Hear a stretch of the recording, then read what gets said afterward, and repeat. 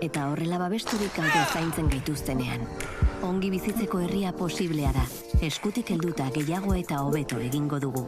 Gertarazten ditugun ekintzek bizitza eralda dezaketelako. Bozkatu Euskal Herria Bildu.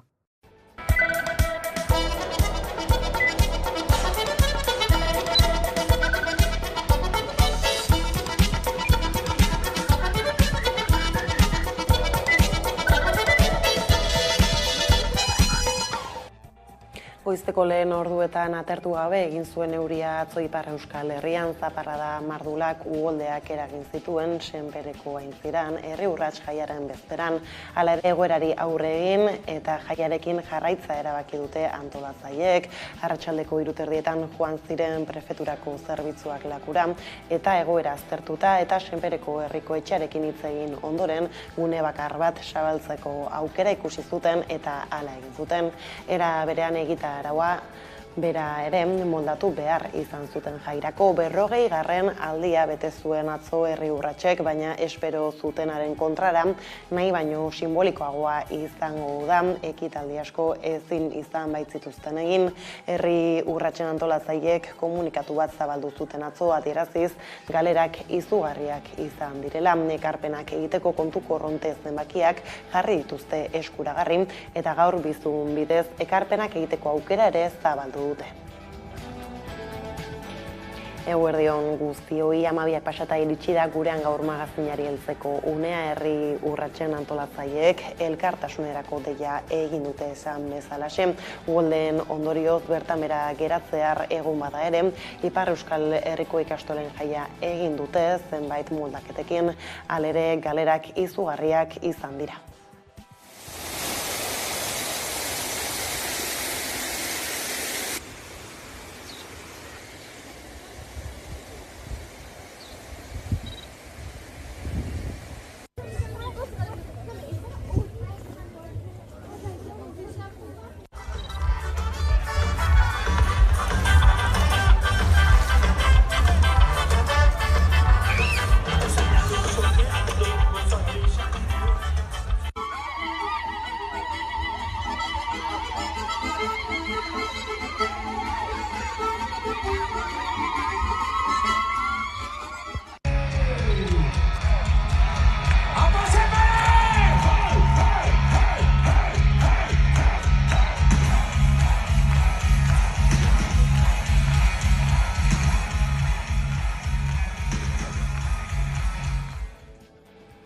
Horrez gain euskara hizpide dugula, bada aipatzeko besterik Nafarroan euskara ofizializatea aldarrikatu dute ehunka lagunek. Euskal Herrian euskarazek eskatu die alderdiei ez atzeratzeko gehiago auzia eta bengoz onartzeko lege berria adi.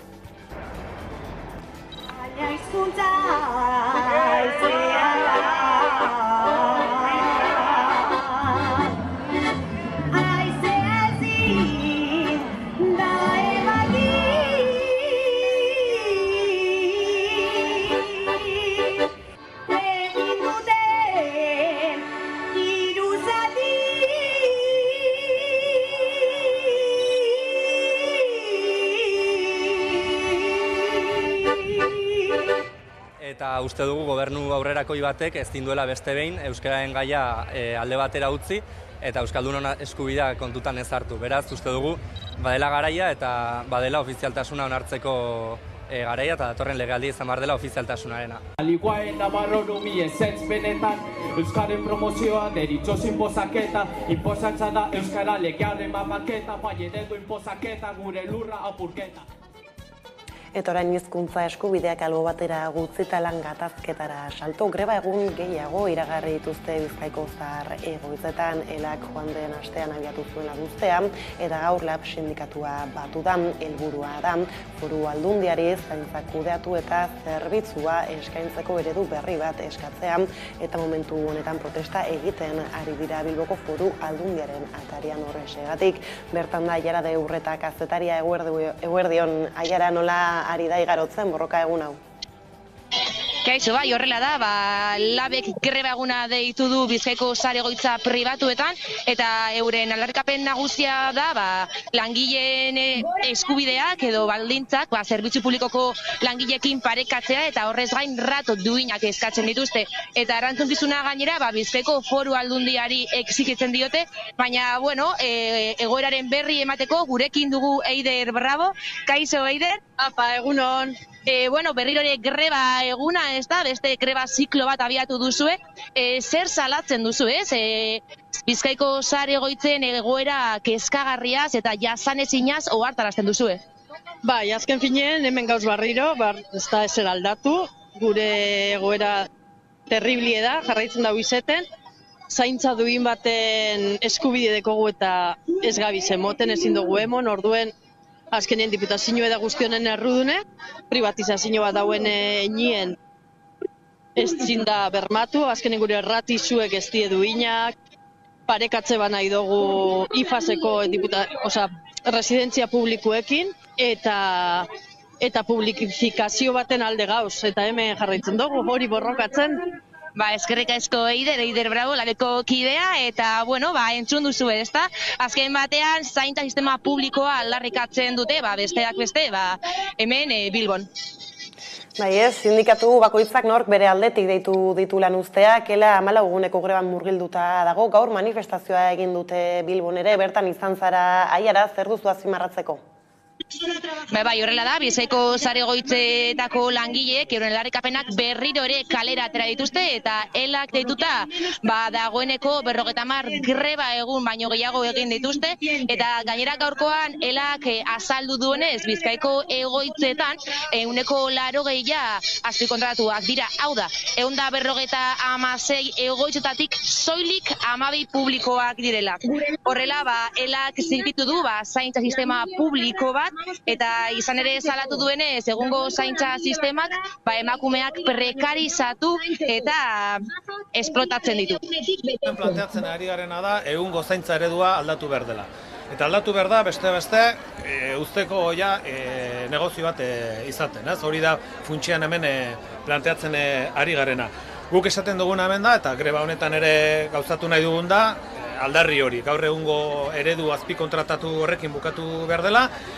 Zergatik beste gaur egungo gure nagusiai eta egoiarrei ez zaiela eman beharko litzaieken zerbitzua, eta bestalde ere bai, eta hemen atzean dauzkazuen emakumeak eta langileak ez diela aintzate hartzen, eta beraien lana prekarizatuta eta lan esplotatzen dira. Bizkaiko aldundiak zesanik badu, eta beraien ardurapean dago hemen konflikto hau, gatazka hau konpontzea. Bestadetik 1.080 euroko gutxieneko pentsio aldarrikatu dute 100 lagunek larun batean. Euskal Herriko pentsioen mugimenduak hegoaldeko 4 hiriburuetan egindako manifestazioetan zerraiago dakigu aiara. Horrela da, 1.080 euroko gutxieneko pentsioaren aldeko aldarriek berriro ere Euskal Herriko hiriburuetako kaleek hartu zituzten. Larun batean, Euskal Herriko pentsioen mugimenduak deituta, Donostian, Iruñean eta Gasteizen manifestazioak egin zituzten goizean eta arratzaldean berriz Bilbon.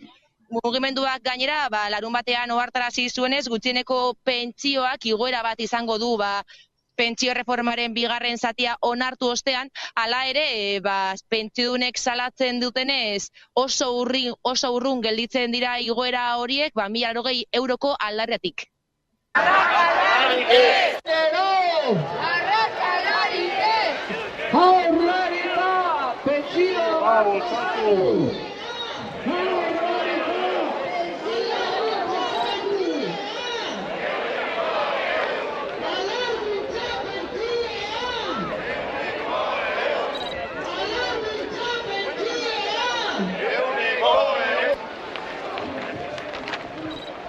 Baliabide gehiago!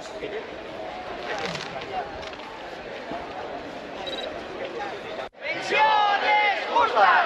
¡Empleos dignos! ¡Pensiones justas! ¡Empleos dignos! ¡Pensiones justas!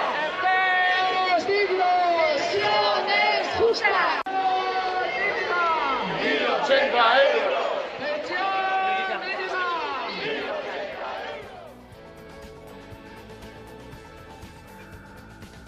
esker eta hurrengora arte. Eskerrik asko zuei. Gipuzkoan bederen eaiotak argi du zein den bere aurkari politikoa maiatzan 28ko hauteskundetan. Euskal Herria Bildu hala erakutsi du asteburu honetan Arrasaten egin duen ekitaldi politikoan. Jeltzaleen ordezkariek gogor jo dute koalizio abertzaleren aurka eta ari buruz jardun dute agerraldiaren zati handi batean. Urkulluk lehenik eta behin autogobernuaz eta hark udal hauteskundetan ere duen garrantziaz jardun du. Bere hitzaldiaren bigarren zatian mintzatu zaio ordea Euskal Herria Bilduri. Hainbat eta kideoi koalizioaren zerrendetan doazela eta azken egunetan sortutako sestraren arira. 200 zerrendatan izen bat agertzea akatsa izan daitekela, baina 54 agertzea erabaki bat dela esan zuen. Euskal Herria Bilduk ere egin du Arrasaten agerraldia eta bertan erantzun zion Arnaldo Otegik koordinatzaile nagusiak Urkulluri. Otegik hauteskunde kanpainari heldu zion esanez lokaztuta egon dela eta dagoela eztabaida politikoa. Bere ustetan Euskal Herrian ez dago ez mailarik, ez gogorik eztabaida politiko jantzirako erne. 4 hiriburuetan, edo gutxienez 3 hiriburuetan, mundu guztia konbentzituta dago, irabazterik badagoela. Hori ja irabaztea da. Atrikako, poltsikoko politikaren aurrean, buruz eta bihotzez egindako politika behar dugula. Gure autogobernua ez da betidanik izan, eta zaindu, babestu eta eguneratzen ez badugu, arriskuan izango dugu.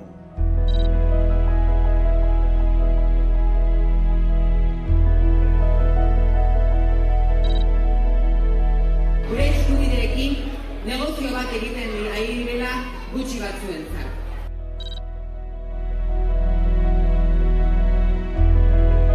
Azken finean, pasarela hau gure ustez da Iruñako herriari, Iruñako jendeari adar jotze huts bat.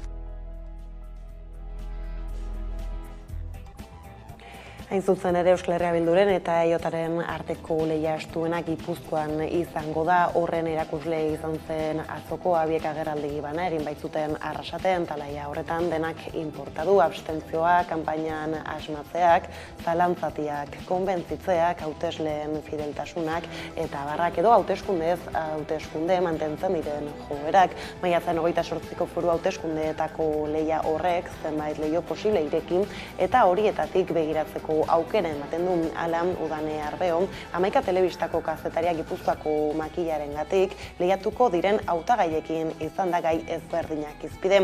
Bestak beste bizitzaren garestitzeaz eta krisiei aurre egiteko neurriez galdetu die, baita ere lurraldean zabalik diren lan gatazkezadi.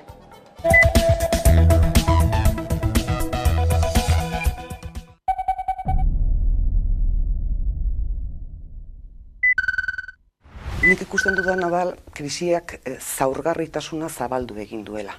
Eta orain guztiok garela zaurgarriagoak. Guztioi gertatu zaigu elikagaien prezioa igo egin dela, guztioi gertatu zaigu kreditoak igo egin zaizkigula, guztioi gertatu zaigu energiaren prezioa igo egin dela. Eta nik uste eta aspaldiko urte askotan ez dela inbeste jende egon zailtasunak dituena bere etorkizuna nolabait marraztu alizateko heldulekuak hartzeko, ezta? Eta nik azpimarra berezia egingo nuke gazteetan. Gazteek krisian eren atzetik baino ez dute ezagutu. Gaur egun emantzipatzeko sekulako zailtasunak dituzte. Gipuzkoan 6 gaztetatik batek bakarrik egin diezaioke aurre emantzipazioari modu erreal batean. Eta emantzipazioa gainera ez da soilik gurasoen etxetik joatea. Emantzipazioa da gazteek beraien bizitza proiektuak askatasunez egin ahal izatea, ezta? Dauzkate soldata prekarioak, etxe bizitza bat alokatzeko edo erosteko aukerarik ez daukate inondik inora, esan genien prestatzeko, esan genien ikasteko, esan genien aukerak izango zituztela eta hau da aurkitu duten eskenatokia. Zanik askotan galdetzen dut, ezta? Nork apurtu du kontratu hau? Gazteek ez. Orduan, zaurgarritasun egoera honi irtenbideak eman behar zaizkio, irtenbideak emanez, aipatu ditudan hainbat eta hainbat kontu horiei. Nik esango nuke ziurgabetasun baten garaian gaudela, baino ez dut uste momentuko arazoa bakarri da, nik alegia iraganean ere ziurgabetasun asko eduki ditugu eta gaitasuna izan dugu herri bezala aurrera egiteko.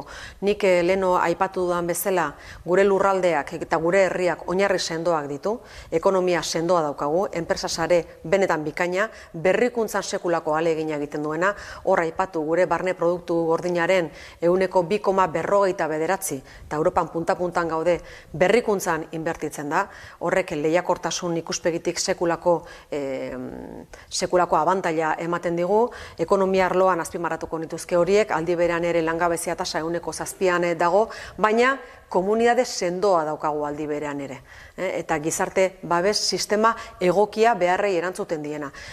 Oinarri sendoa beraz, etorkizuneko ziurgabetasune horiei erantzun ahal izateko. Eta hor, lankidetza beharko dugu. Bakarrik ezingo diogu egoera honi aurre egin, eta lankidetzan oinarrituta seguru gaude etorkizuneko erronka horiei ere aurre egingo diegula. Oinarri sendori gabe ez genuke gaitasun hori edukiko, baina zorionez badaukagu. Bidea nolabait bideratuta daukagu, zenbait arloetan, ekologikoan adibidez, aipatu dut ez, beste ekonomia berri bat behar dugu, berdea, ekonomia sekular eta hori badakigu nora nahi dugun, baina hori noski gure ekonomian arlorreko erakundekin eta eragilekin egin behar dugu adostasunak. Gizartearekin orokorrean, zaintza eredua, hori proposatzen dugu baita sozialistok eta nik neu ez, adibidez, gure aurrekontuaren erdia zaintza politikak bermatzeko izan behar dute. Eta hori horrela esan behar da, eta nik uste dut denon adostasuna behar dugula. Hori ere, gure gizartearen egiturak bultzatzeko, bermatzeko, eta bestaldetik, digitalizazioa, inteligentzia artifiziala, hori erronka nabarmena da, gure unibertsitateekin, gure zentro teknologikoekin eta bideratu behar diren politikak izan behar dira. Bestela, zailtasunak izango ditugu. Nik uste dut ondo daudela jarrita irizpideak, baina hala eta guzti horrelako akordio bat izan behar du, ez? Bai ekonomia begira, bai enpleguari begira, eta baita ere zantza politikari akordio, gizarte akordioak, gizarte itunak behar ditugu. Krisialdi aurre egiteko lehenengo gauza behar duguna da sektore ekonomiko indartsu bat, ez? Sektore ekonomiko indartsu batek azken batean ezin krisiri aurre egin diezaioke. Ahulguneak beti daude, batez ere mundu globalizatu batean, baina benetan apustu publikoa baldin badago eta inbertsio publikoa benetan ongi bideratu baldin badago, edozein krisiri eutsi aldiogu eta aurrera egin dezakegu. Orduan hor ikusi behar dugu zeintzuk diren sektore estrategikoak eta ikusi zein neurritan aldundia betan inbertsio publikoa bitartez sustatu eta babestu ditzakeen sektore horiek. Eta mundu mailako, Europar mailako, Estatu mailako, Euskal Herriko mailako, egia dago fiskalki badaukagula kompetentzia hori, orduan bonifikazioak edo laguntzak jarri beharko ditugu mahai gainean, eta gero egia da transizio batean gaudela. Bagian, esate bateako Pasaian portua berritu egingo da, proiektu berri badago, bagian pentsatu egin behar dugu nola egin bazdakit energia berriak eta berdeak ekitzeko portu horretan, eolikoak edo bai olatuekin bat datosten energiak, mahai gainean jarri behar dugu apostu serio bat, gaina agenda 2030 mahai gainean jarrita, uste tortik doala bidea, epe ertain eta luzean, baina epe motzean, fiskalki ikusi beharko dugu ze bonifikazio jarri.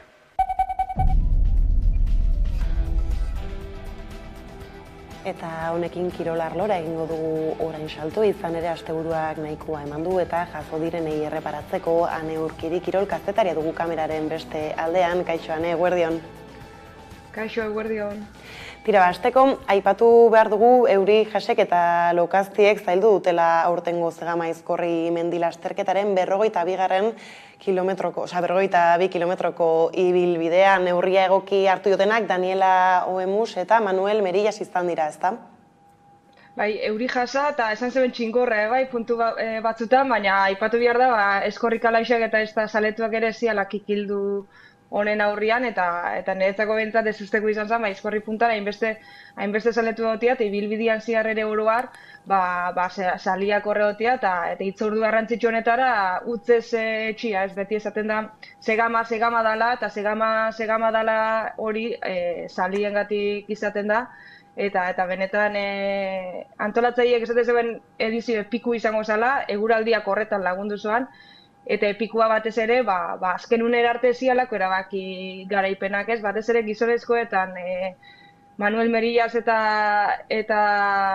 Maroko Arradan Eluzin Elatzaui azken unera arte 3 segunduko distantziak egon zian, Aizkorritik beheraino, eta benetan oso lehia parekatu izan zen, eta gutxi bihar izan zen, esprintian erabakitzeko azken kilometruan Leongo korrikalaixak abiadura puntu bat gehiago ipini zoan, eta azkenean 27 segundu bada ere atea zion Maroko Arrari, eta beak eraman zoan garaipena, 7. edizioa zen Leongo lasterkari honentzat, eta 7. irabazi deu txapela. Eta emakumezkoetan aipatu bezala, Daniela Oemusek irabazi zoan, bere debuta zen, lehen da biziko aldiz Zegama Aizkorri egiten zoala, eta nabarmendu behar da, beak ere zoala zinisten irabazi zoala, iritsi zanean helmugara galdetzen zoan ea irabazi egin zoan, ze ikusi zoan irabazlien zintxo hori luzatuta, eta ezoan zinisten, beak aipatu zoan, bazakixala 6 korrikalari aurreatu zitxula, baina, klaro, ezakixala aurretik zen bazakan, eta dauzia zen, azkenian ezakala aurretik bat ere, eta beak irabazi zoala. Eta aipatzeko baita ere, Euskaldunen maila ona aipatuko noan. Nesketan, Oiana Kortazarrek 7. postuan bukatu zoan, benetan denbora honakin, eta nik uste nabarmendu behar dela, bai eta Nahiare Irigoienek ere, kilometro vertikal ostiralian irabazi, eta igandian 10. postu eskuratu zen Zegama Aizkorriko maratoian, eta gizonezkoetan, beste behin Aritz Egea izan zen Euskaldun onena, baina oso gertutik jarraitzu zion Borja Zubizarreta Azkoitxiarrak, eta Aritzek beak esate zoan, igartzen doala ja ez, azken urteetan gaztiak ere geru eta puntu obion dagoela, eta bere hegemonixo hori, esango dugu Euskaldunen arteko hegemonixo hori, laste apurtzen jungo dela. Eta veteranoetan, Oian Azkorbe Beitia izan zen lehen da biziko veteranoa, eta horrekin Badinoarrak ere beste txapel bat eskuratu zuan. Maila badago beraz gurean, eta txirrindularitzari helduta berri izan, Reuserrek, edo tira ez zukaian hobeto hozkatuko duzunik baino, irabazi du itzulia, azken etapan eraso eginda gainera, zer dugu hemen nabarmentzeko? Lehen aipatu ez, nik uste kirol asteburu beti izan dela, Euskal Herrixan, Zegama Aizkorrekin, baina baita itzuliakin ere, 3 etapa izan dira, eta atzo Donostiko klasikako ibilbidean zigarraritu zian txirrindulariak, eta hemen nabarmentzekoa, Demi Boleinek ez ola irabazi. Esango dugu, iazko edizioan 3 etapak irabazi zoan Herberetarrak, aurten lehen da biziko biak irabazi zoan, hau ere irabaztekotaz, hautagaietako bat zamintzat, eta Jaizkibelgora gaina Anemik Van Bleutenekin bat ere iritsi zan, gero beheranzkoan Movistarrekoak aurria hartu bazionera arapoin zion Demi Boleinek, baina azken unian, danak aipatzen dugu, saritu nahi izan zoala, bere taldekide Marlen Reuserren esfortzua gainontzeko lasterketetan, Demi Bolerin baita SD Works taldeko lidera, eta hau Reuser esango dugu, bere Boleinen garaipenak diztire egin dezan atzeko lana egiten doan txirrindulari bat dela, eta azkenian Demi Boleinek utzi egin zion irabazten, maila honian zabala erakutsi zoan suitzarrak, eta etapa irabazi ez ezik ere itzulia bere ganatu zoan. Eta aipatuko dugu, Boleinek benetako poza islatu zoala, eta hori ere badala txirrindularitza ez. Askotan pentsatzen da kirol individuala dela, baina horren atzean talde lan bat do, eta atzo SD Works taldeko txirrindulariek erakutsi zoen, talde lan hori mirezen eta balorian jartzen. Eta hemen aipatzeko, Anemik Van Bleutenen azken lasterketa izan zela Euskal Herrixan, Movistarrekoak aurten erretiro hartuko dugu, eta nabarmendu zoan, sare sozialetan hona etorri aurretik, sekulako goguakin zabala Euskal Herrixa zabaltzeko, beti ilusio handixein izan diola hemengo errepidetan ibiltzia, eta pena handiz, bere azken lasterketa izan zen gure errepidetan. Eta bestaldetik bukatze alderan futbolean zer berri ekarri dute Euskal taldeek? Berri honak esango dugu.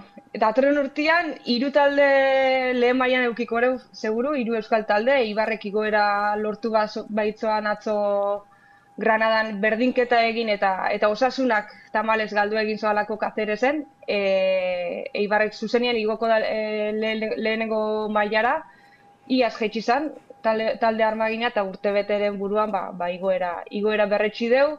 Aipatu bezala osasunak ez deu lortu, bakarrak lortu alzuan eta Ibar izan da, osasunak ez deu lortu, baina playoffak jokatuko deu eta bere arerioa zuzen ere Granada izango da, kanporaketa horretan. Eta beste albiste pozgarri bat, edo behintzat azken jardunaldira arte bizirik iristen dalako Alavez lehen mailan. Oraindik ez da jaitsi Alavez, gizurra badirudi ere, denboraldi osoan zehar oso gaizki pasatu dugu talde arabarrak, gogoratu behar da 12 puntuko aldia ere bazakala jaitsierakiko eta bazirudiela jaitsien gozala eta ezakala zer eginik Inigo Juaristik, baina azken unera arte bizirik iritsiko da, ez daka bere esku hori bai, berdindu egin zoan asteburuan Betizen aurka, eta Villarrealek berdindu egin zoalako baita ere Atletico Madriden aurka, 2 puntura daka salvazioko postu horiek, eta gainera azken jardunaldian Ibaian, Gasteizen, Alamaren aurka jokatzeu jaitsiera postuan daban beste taldia. Hau da, irabaziz gero eta Villarreal edo Huelvako Sportingek galtzen baldin badeu, ez dixo galdixo empatia, galduen bi talde hauek eta Alavesek irabazi, Alavez ere leheneko mailan mantenduko dut, orduan 4 euskal ordezkari eukiko deu lehen mailan. Esan bezala, Sportingek edo Villarrealek berdindu eta Alavesek irabazita ez dio balio, ze hiru taldeen arteko puntu berdinketak Alavezik kalte egiten dio, eta orduan maila galduko luko. Beraz, asteburu oso emozio handiko asteburua biziko da Ibaian, eta mantentzia lortzen bare sekulako balentri izango da, ze esan bezala denboraldi erdi eman dugu jaitsiera jaisteko zegoela, eta denboraldi osua jaitsiera postuetan. Beraz, hori ere pozgarrisa, azken unera arte eskuak ez dalako jaitsi, eta borrokatzen jarraitzu dalako. Ondo da, Ane, informazio honekin hemen utzi behar dugu konexioa, mila esker eta hurrengora arte. Zugai, plazer bat, hurrengo arte. Eta kirolaren bueltako azken hauekin iritsi gara gurean gaur magazinaren lehenbiziko atalaren bukaerara, eguneko elkarrezketa nagusiari bide emateko hauteskunde kanpainan sartuak garela. Gaur gurekin Mikel Kolomo izango dugu elkarrezketatu nagusi gisara Euskal Herria Bilduko Lizarrarako hautagaia laster gara bueltan. Kompetitiboa, berekoia, individualista den sistema ekonomiko suntsitzaile honen aurrean alternatibak behar dira. Alternatiba bezala ekonomia sozial eta solidarioaren printzipioak ditugu.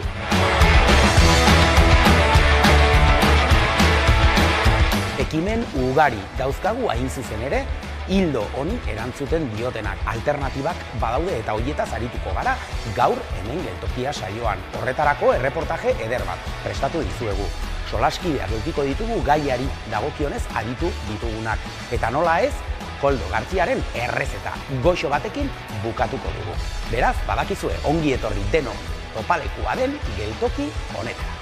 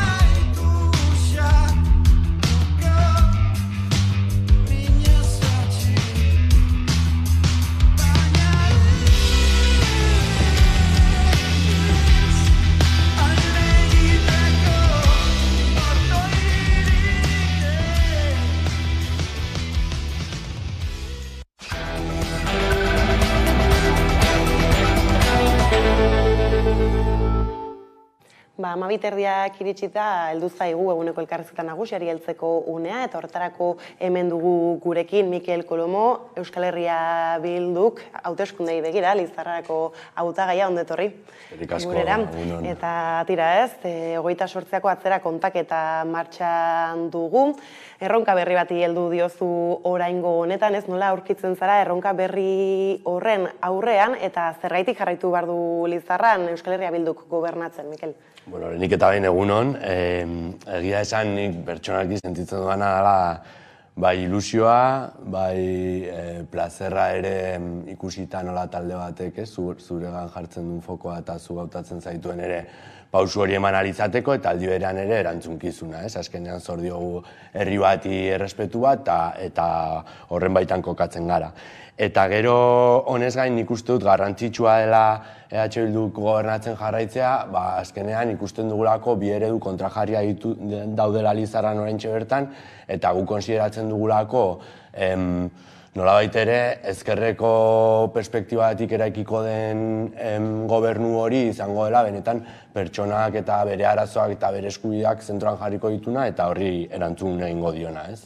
Gainera egia da, ez, hauteskunde hauetan foku importantetariko bat badugula Lizarran, ia 80 urte itxaron behar izan zituen Lizarrak beste alkategai abertzale bat izateko, ez da horri izan dugu orain artean Koldo Leoz. Nola emango diozu jarraipena, ez, berak irekitako bide honi, zein politika erdigunean jarrita? Nik uste dut oso garrantzitsua dela baloratzea, orain arte edo orain egin dugun zerrenda honek ze perspektiba duen jarraipen politikaren ikuspegitik, ez? Azkenean, esan duzun bezala, duela 80 urte izan genuen alkate euskaldun bat herrian, ordutik eta duela 8 urte arte egon zen trantsizio oso ilun bat, eta bitartean eraiki zen horri buelta emateko garaia iritsi zen, ez? Zentzu horretan, Koldo gidatutako proiektu horrek aukera izan zuen, hasteko buelta ematen, hainbeste urtetan zehar eragindako egoera horri. Horrek zer suposatzen du? Adibidez, hirigintza ereduaren ikuspegitik, gauzak aurrera eramatea asko kostatzen dela, ez? Eta gero honez gain, jarraipena emateaz gain, argiago 2023 urte honetan iritsiela momentua aurkezteko talde bat sendoa, ilusioz betea, jende berria daukana, baina baita ere esperientzia duena, ez? Eta zentzu horretan, sektore publiko ezberdinetan lan egiten duen jendea badugu, eragile ezberdinetan ere, eta azken finean nik uste dut pertsonengan zentratutako zerrenda bat aurkeztuko dugula, ez, datorren igandean.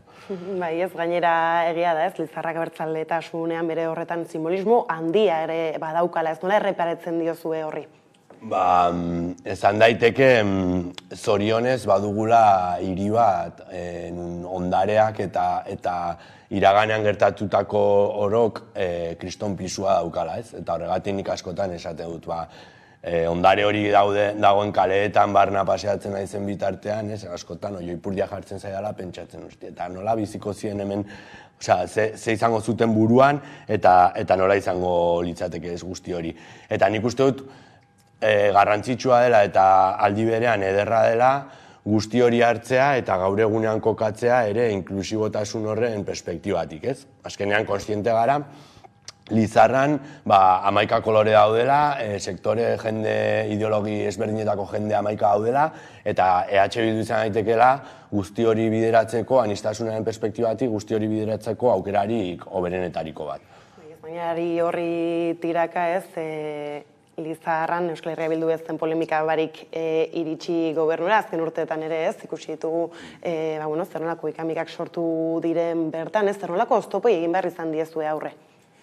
Egia esan, nik askotan esate dut, oztopoak dauden lekuan, aukerak izaten bihurtzen direla edo aukerak bihurtzean garrantzia ikusten dugula, ez?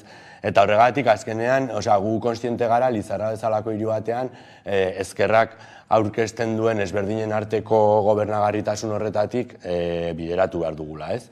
Esan nahi dut, oztopoak, haude noski, jende ezberdina gara, puntu batzuetan konfliktua sortu daitezke, gatazka sortu daitezke, baina zinez, nik hezkuntzaren mundutik natorrela, zinez sinisten dut guzti horrek suposatzen duela aberastasuna, ez? Orduan, noski bai, momentu puntual batean ideia batzuk kontrajarri egingo dira, baina guztiaren aurretik daude pertsonen eskubideak bermatzea, ez? Gainera horretaz aparte justu, ez?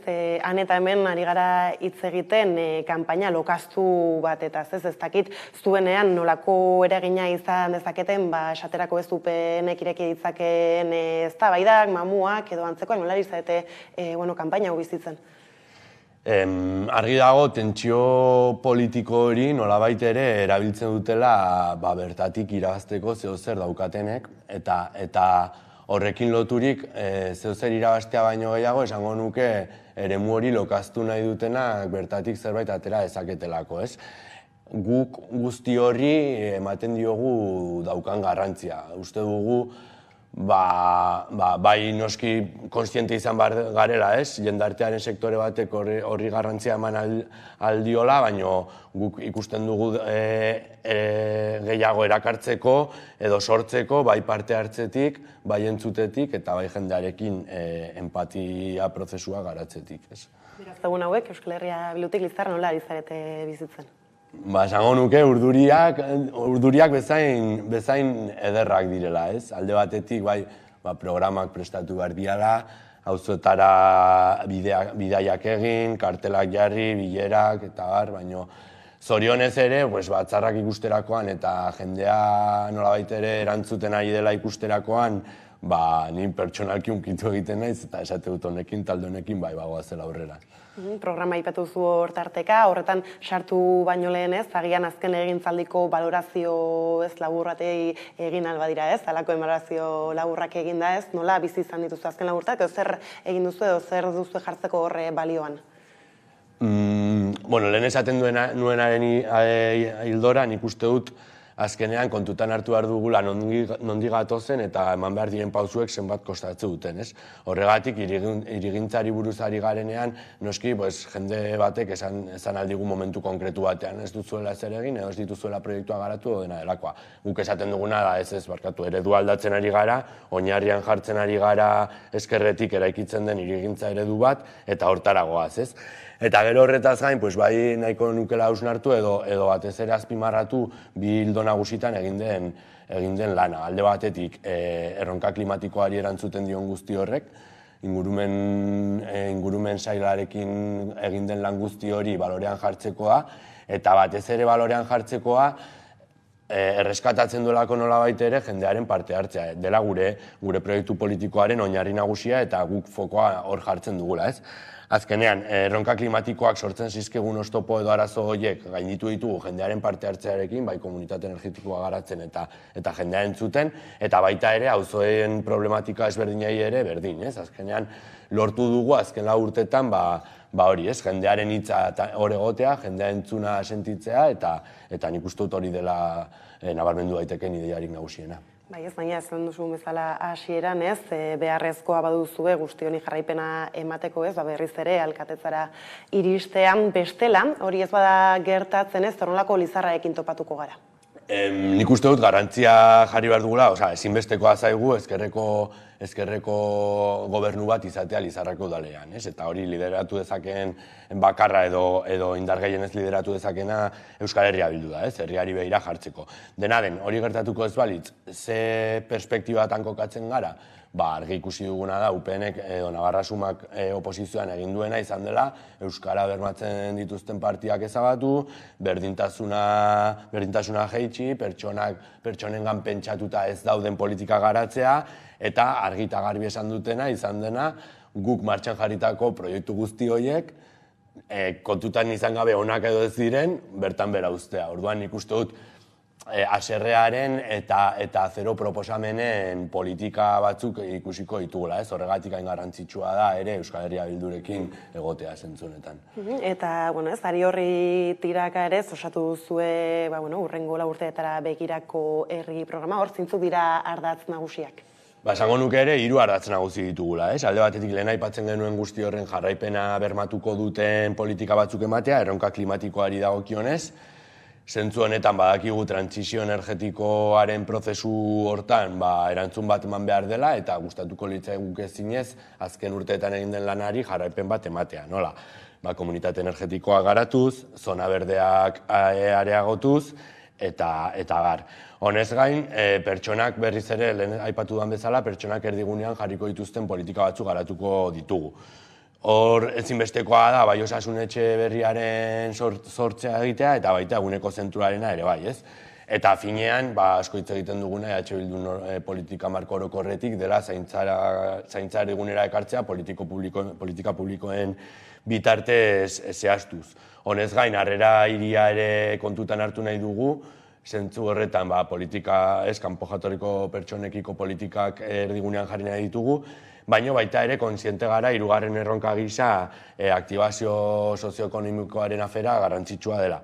Zentzu horretan, kontziente gara turismoak Lizaran daukan garrantziaz, jasangarria izango den turismo bat, Alde Zaharraren berpiztea, industriaguneen garapena, orduan badugu programa ere aktibazio hori emateko eta bide hortan joango gara. Bai ez, azken hauek guztiz lotuta hiri ereduaz edo hirigintza ereduarekin baita ere, hor zer nolako erronkak dituzue Lizarran ez, bainera orain gutxira ikusi zintugun, zu eta beste helako hautagaiak ez, debate batean murgilduta eta hor ere ez, hiri ereduarekin lotutako hainbat gako azaldu ziren.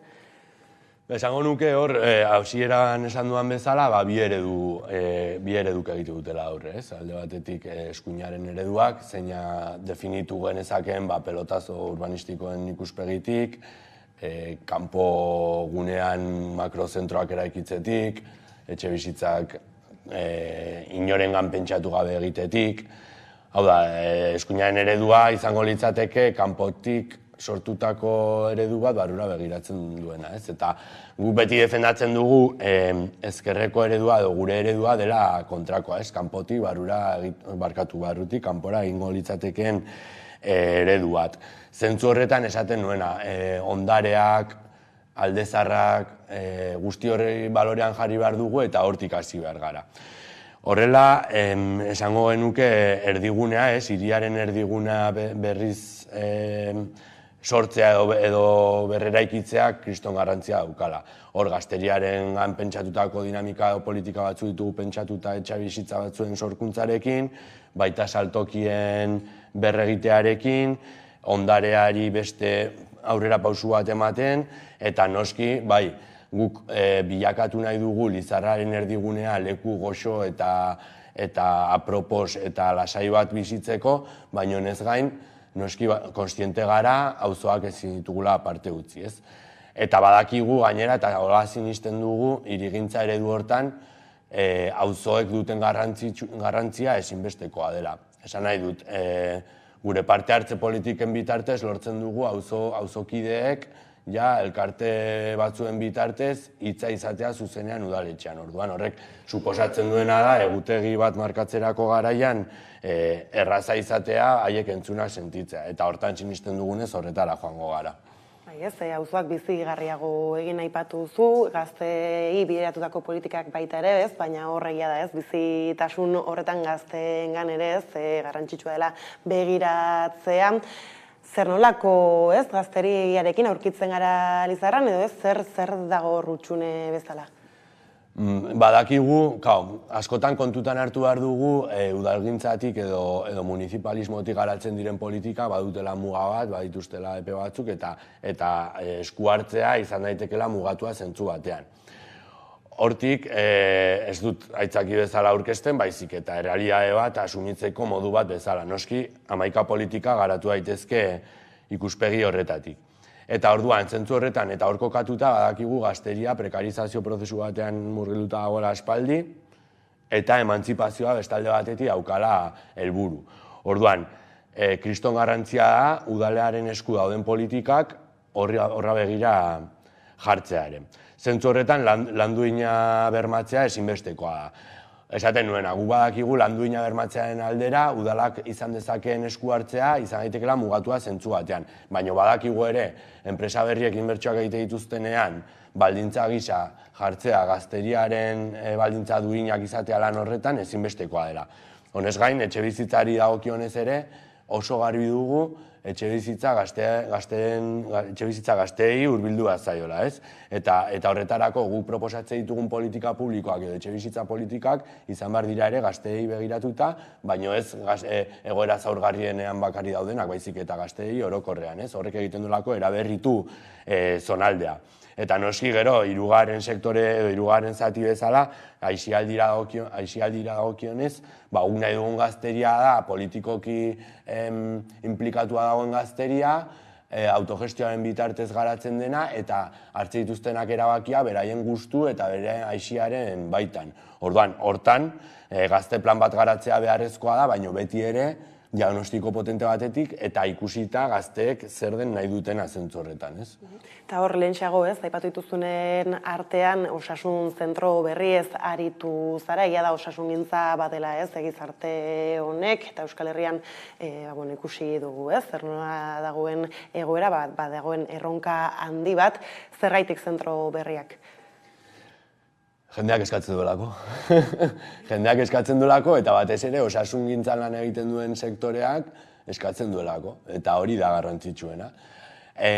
Argi ikusi dugu pandemiatik eratorritako egoera horien ondorioz, zer suertatu den bai etxe ezberdinetan, bai osasun etxeetan, bai ospitalean, eta bai orokorrean ez osasungintzaren inguruan dagoen espektro guzti hortan.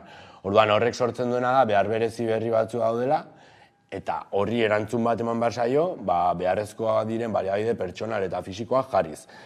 Gure kasuan, osasun etxea eta eguneko zentroaren sorkuntza dira ezinbestekoak.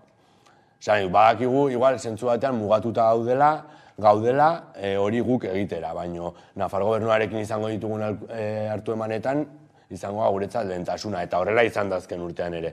Zentzu horretan osasun etxea eta eguneko zentrua gure apostua da Los Llanos parkean garatzea.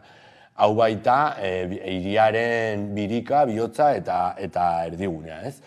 Baina noski gero ere horretaz gain, oso garbi dugu osasungintza ez dela bakarrik, edo osasuna ez dela bakarrik, osasun etxera joatea, o osasun zentro berri bat, edo dena delakoa baizik, eta dela ere prebentzioa, dela jarduera fisikoa, eta dela jendea konstiente izatea, aurretik ere askoa gola egiteko, ez? Eta zentzu horretan noski, udaletik, esken urteetan, martxan jarri ditugu 11 programa prebentzio hortan eta jarduera fisikoaren bilakaeran ara iristeko, ez? Guztiz lotuta badagoena, ez, zaintzarekin bere horretan, hor, batzuk aipatu dituzu, baina zaintzarekin lotuta zer nolako ekimenak sustatu daitezke Lizarran? Nik uste dut, zeharkako transversala diren politikek izan behar dutela oinarrian zaintza. Hirigintza eredu berri bati buruz ari garenean, Euskal Herria Bildutik zaintza dugu erdigunean. Esan nahi dut, zu pentsatzen duzunean ze hiri eredu nahi duzun, hori ere kontutan hartu behar duzu, ez? Askotan gertatzen zaiguna guzti hori eramaten dugula praktika batetara, nun ez dugun zentroan jartzen hori, baina guk egin nahi duguna da, hurrengo legegintzaldiari begira apostu bat horretan, ez? Eta horregatik, aipatzen genuen eguneko zentroa edo aurrendako etxeak, badira nolabait ere zaintzan zentraturiko proposamen batzuk. Baina honez gain, ere oso garbi dugu zaintzaileen jarri behar dugula fokoa, ez? Hori orain arte zaintzari buruz asko hitz egin da, baina ez gara iristen zaintzaileen fokoa jartzera.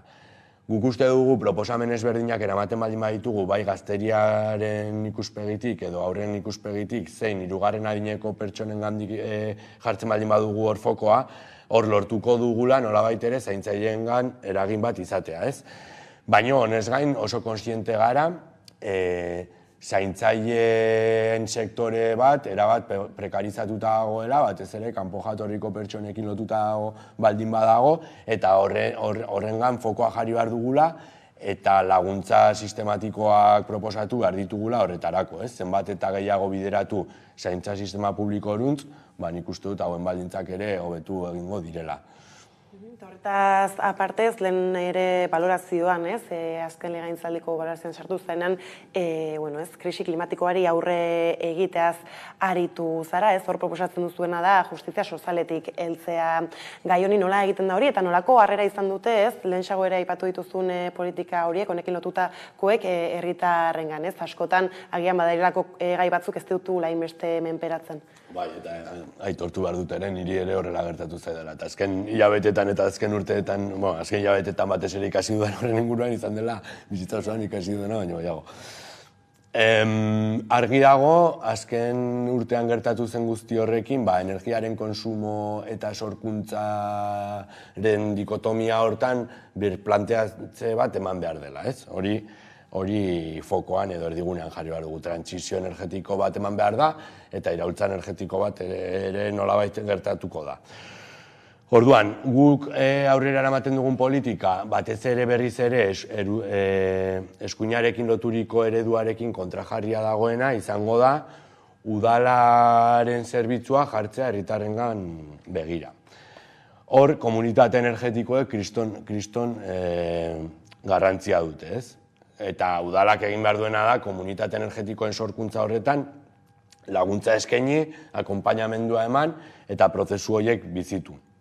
Azken bi urtetan izan dugu horrelako dinamika oso bat Lizarran, sortu dela horrelako komunitate energetiko bat, eta gondena da esaten nuena, ez? Akonpainamendua udaletik, baina baita ere baliabidea jartzerako momentuan.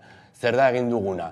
Gu ditugun eraikin publikoetan, saiatu gara fotovoltaika plaka jartzen horrelako proiektua garatzen eta bertantik sortuko den energia herritarrengana bideratzen. Herritarrak dira horren inguruko erabilpena egingo dutela, baita eraikin publikoak ere. Zorionez, zoritzarrez beharrean, zorionez esan nahi du, ze badugu hirigune bat oso ondarearen perspektibatik oso garrantzitsua dela eta lege perspektibatik muga batzuk sortze dituena. Horregatik pentsatzen gaudeia nola egin dezakegun, esan nahi dut ezin dielako plaka jarri etxe bizitza askotan, ondare patrimoniala dituzten kale hauetan ezin dira jarri, eta bar. Orduan zer da pentsatzen nahi gana, nola garatzen ditugu kanpoaldean egongo diren zonaldeetan, gero barruan etekina atera izateko, ez? Eta badugu plana, baditugu pare bat eraikin horren dituguna jarri plakak, parkin bat estali, eta bar. Eta gero nez gain bestaldetik ezinbestekoa dena dela zona berdeen mugitzea, handitzea eta sortzea. Eta hortan ere berriz ere itzultzen naiz, Los Llanoseko proiektu horrek edo planaren eraberritzea daukan garrantziaz. Tira ez, aipatu ditu programaren puntutariko batzuk, gehiago ere badaude, aipatu dituzu tarteka horrez, harrera herria izatarena, tokiko merkatari izan, kuriositatea baduenak, sardaidia ez, izan ere hor, oso txukun, azaltzen zailtzen bezala ziurrenik gai horietara ere ez, ganoraz iritsiko zarete, baina guzti hau eta aipatzen zenuen hasieran parte hartzan oinarrituta ez, egin gura duzuela, zer importantzia du horrek eta nola egin daiteke? Guretzat ezinbestekoa parte hartzea, herritarren parte hartzea, herritarrak aktibo bilakatzea eta herritarrek ere erabakiak hartzea. Aurreko asteko eztabaidan, gainontzeko egin ginen eztabaida hortan, zirudien batean mundu guztia zera parte hartzearen vanguardia eta parte hartzea horrela eman zuen hori. Eta esaten genuen, guretzat kriston ospatzeko motiboa da, hau eztabaiderako gai bat izatea, zergatik, azkenean gure eredua da hori. Duela 8 urte iritsi ginenean ez zeuden auzo kontseiluak, ez kontseilu sektorialak, ez aurrekontu parte hartzailea, guzti hori martxan jarri dugu. Hori, orain jendeak badu aukera, udal ordezkariekin urtean 3-4 aldiz goteko, hitz egiteko eta eztabaidatzeko. Baita kirol eta kulturaren perspektibatik, esan nahi dut, kirolaren inguruko aurrekontua garatzen direnean, kirol taldeak elkartzen dira mailan, erabakitze dute, eta hartzen dira aldiren neurriak, beti badaude muga batzu, baina hori da garrantzitsuena. Eta politika guzti hauen jarraipena ezinbestekoa da guretzat. Herritarra edo hiritarra izan behar da, beraien inguruan gertatuko diren gauzen, aktibo, erabakigarri, eta hori, beraiek izan behar dira hor egon behar direnak. Orduan, guk duela 8 urte abiatu genuen prozesu honi, aurrera pausu bat gehitzeko edo aurrera pausu bat emateko momentua iritsi dela uste dugu, zentzu hortan. Eta horregatik garatuko ditugun politika beti izan dira herritarrak gero eta parte hartzaileagoak izatera. hori bilera gehiago jaiak antolatzeko garaian. Gaur egun auzo guztiek eskatu dute haien jaiak antolatzea, eta guretzat hori kriston pozgarria da, ez? Bai, ez azken finean egiteko beste modu batzuk ez mai gainean jartzea eta zentzu horretan ez Nafarroari ez berosotasunan begiratuta aldaketa handiak iritsi daitezke edo aldaketa prozesuak martxan dira Lizarratik ez Nafarroara begira nolako ekarpena egin aldiozue horri? Nik uste dut, eta hau zoriontzekoa da, eta ez da bakarrik Euskal Herria Bilduk Lizarran egin duen lanaren ondorio bat, baizik eta esango nuke Nafarroan eman diren aldaketen ondorio bat izan dela boterean egon den jendearekin harreman horien naturalizatzea, ez? Horrek emate dizu aukera, bai Lizarratik Nafarroara begira dauden politikak eta kontrakoak, eta Nafarroatik Lizarrara dauden begira, naturalizatzea, aldebikotasun perspektiba batetik garatzea, eta azken finean Lizarrarengan pentsatzen jarrita, ahalik eta hoberena lortzea, ez? Eta hor, aurrera pausu bat eman da. Eta noski nola ez, Laura azkenean, Laura Aznal Nafarroako hautagaia Lizarraldekoa da, berarekin batera eta zonaldeko herriekin duela 8 urte zabaldutako prozesu hori beste pausu bat eman nahi diogu, batez ere ulertuta Lizarra zonaldeko hiriburu gisa, baino batez ere ulertuta Lizarrarentzat ondo dagoena Lizarralderarentzat ona izango dela eta Nafarroarentzat ona izango dela eta kontrakoa, ez? Lizarraldean gertatzen den guzti hori Lizarrarendako ona izango dela. Beraz, aukera historiko baten aurrean aurkitzen zarete? Bai, ez esango nuke. Esango nuke alderdi popularraren agerpen indartsu horrek aukera lehio bat zabaltzen digula, aukera historiko bat, Lizarran duela 8 urte abiatu zen prozesu horren aukerak egonkortzeko, baina baita ere beste aurrera pausu bat emateko, ez? Azkenean ikusten dugu eskuina nolabait zatituta aurkezten baldin bada, guri ere aukerak emango dizkigula hauteskundeak irabazteko, zerbait historikoa litzatekeena, eta gero beste berriz ere, honez gain, Nafarroari begira ere pausu bat eman behar dugula argi dago, ez? Ez dakit zer erabaki hartuko hien gero, ze akordiotara iritsiko garen mugimendu politiko bezala, baino bai argi dagoena da eta argi ikusten duena da Euskal Herria Bildu Lizarrarako zein Nafarroarako determinantea izango dela. Premisa horrekin eta ikusita ez, mailan gogoak ez direla falta, mila esker Mikel gaur gurekin izate arren, eta orain jarraian eguneko solasaldearekin bueltatuko gara. A ber, txabaleria, Bruce Lee oso tipo karismatikoa zan, oso maitatua, eta oso famatu egin zan bere esaldia, Be water, my friend. Baina, hombre, aukeran, be music, my friend. Bideo grabatu deusku Europa 35 mm-ek, Sergio Mallaroal dago trompetarekin, animali baten moduen, eta ni gitarra eta hotzean. Bideoa dago zuzenean grabatua. Disfrutatu. Be music, my friend.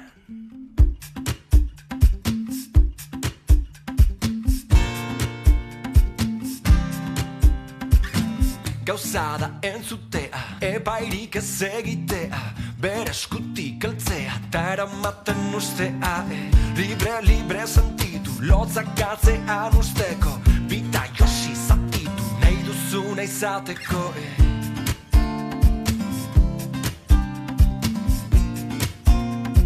nahi duzuna izateko, gozatu katarsia, korputzaren premia, berak eroango zaitu, nahi duzun tokira, ta kanpora maskara, sentitu bere laba, barneratu taupada. Heizatu, metrika, besarkatu, bere mistika, biratu, bere orbita, aztu ura arren, be music, my friend.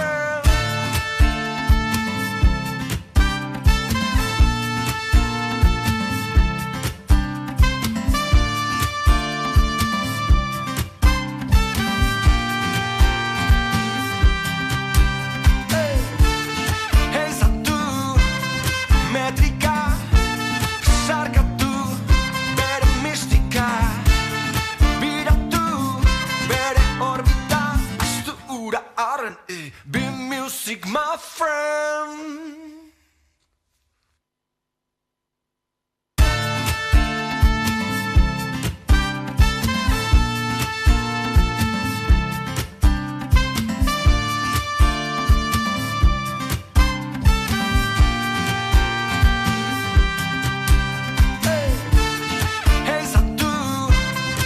metrika, zarkatu bere mistika, biratu bere orbita, aztu ura arren, be music my friend.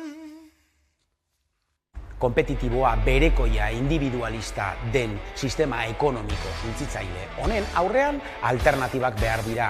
Alternatiba bezala ekonomia sozial eta solidarioaren printzipioak ditugu.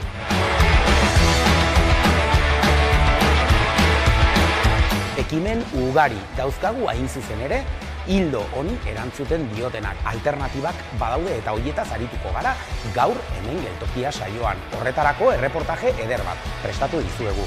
Solaskideak edukiko ditugu gaiari dagokionez aditu ditugunak. Eta nola ez, Koldo Gartziaren errezeta goxo batekin bukatuko dugu. Beraz, badakizue ongi etorri deno topalekua den geltoki honetara.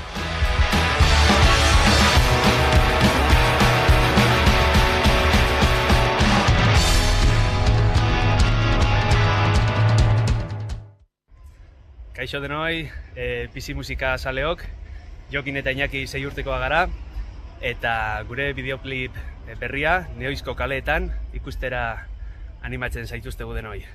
Animo denok! Agor!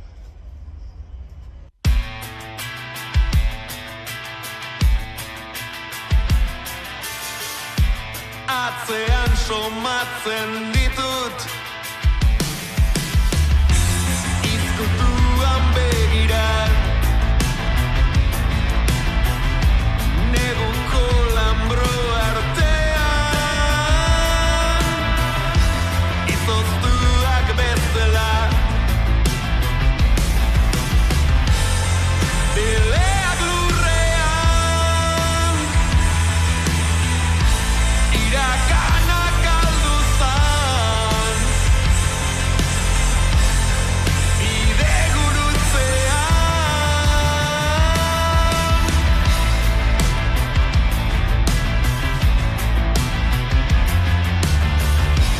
oiuak entzuten ditut txakurrak inguruan burua makurtu eta nire bidetik noa bileak lurrean irakanak galdu zan bide gurutzean neoizko kaletan lizunda ilunetan neoizko kaletan galdutan neoizko kaletan lizunda ilunetan neoizko kaletan galdutan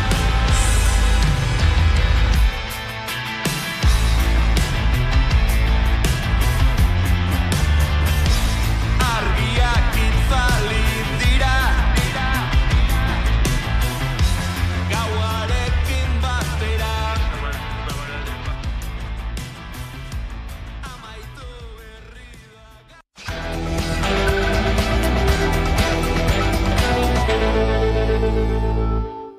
Tira ordu bata pasata iritsi da eguneko solasaldiari heltzeko unea eta horretarako hemen ditut Albo Banatan, Esti Linares eta Carlos Renedo, ondo etorri. Eguerdion.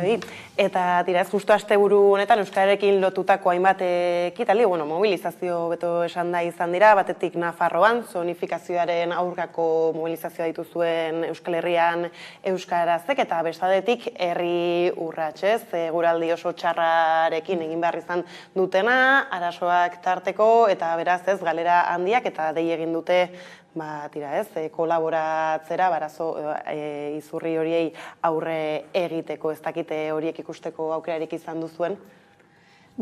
Ni justo asteburu honetan egon naiz nahiko okupauta, orduan ezin dut izan jarraitu, baina bai, klaro, gaur ikusteko pixka bat nola izan den asteburu eta zemotatako gorabehakerak hortatu egin diren, aldez aurretik eguraldia oso txarra zen. Hori aldez aurretik esateko eta egia da mobilizazio batera deitzea eta horrelako eguraldia egitea batzutan eragina deko, egia da egon behar dela sustraian eta implikazio bat herri mailan, baina ulergarria da beste ere ez, eta eske leku batzutan ezinezkoa zen ez da atera, ez da, kalera, orduan hori eguraldiaren arrazoi galanta bat egongo da, ez da. Baina beste aldetik egia da dagoela sentsazio bat, orain justu hauteskundeak etortzen dira, hainbat justu geuden komentatzen gu zenbat ekitaldi daude orain momentu honetan hauteskundeak direla, eta horrek eragiten dau da intoxikazio horrela sentsazio bat, zenbat gauzatara joan behar gara, zenbat implikazio maila egin behar dugun, orduan, igual justo, egia dauka lotura bat hauteskundeak datostela, eta hortatik ulergarria da, aipamen bereziak, euskarak aipamen bereziak izatea, baina egia da, igual justo momentu horretan, igual nahiko erditxota gaudela hainbat ekitaldiekin. Hori aldetik, eta beste aldetik ezinbestekoa da izatea, euskarak bizitzen ari dagoen momentu hau. Eta hortaz egiten den edozein ekitaldi beharrezkoa dela. Ikusten ari da, ez da, galera garrantzitsuak izaten ari garela hezkuntza mailan, eta ez ditugula oraindik ere aurkitu estrategia konkretuak adibidez aniztasuna eta euskararen erabilera bermatzeko. Eta ikusten ari dena da, irakasleok bertan ez daukatela errekurtso nahikorik, ez daudela espazio nahikorik hori bermatzeko, eta hortatik hori ukitu egingo dau sustraitik gure hizkuntza eta kultura, eta modu berdinean aniztasuna bermatzea eta errespetatzea askotan ez da hitzein dugu honi buruz, baina benetan horretarako eztabaida sakona behar dugu, benetan, oso sakona. Eta gero daude zonaldeak, ez da, hainbat zonalde bizi izan duten, ez da, euskararen kontrako jarrera eta baita ere horrela homofobia bat ezinbestekoa da ikusteraztea eta bermatzea euskararen erabilera eta euskararen daukan presentzia eta daukan garrantzia. Hizkuntza modun eta kulturaren parte den bestelako elementu oso garrantzitsu bat,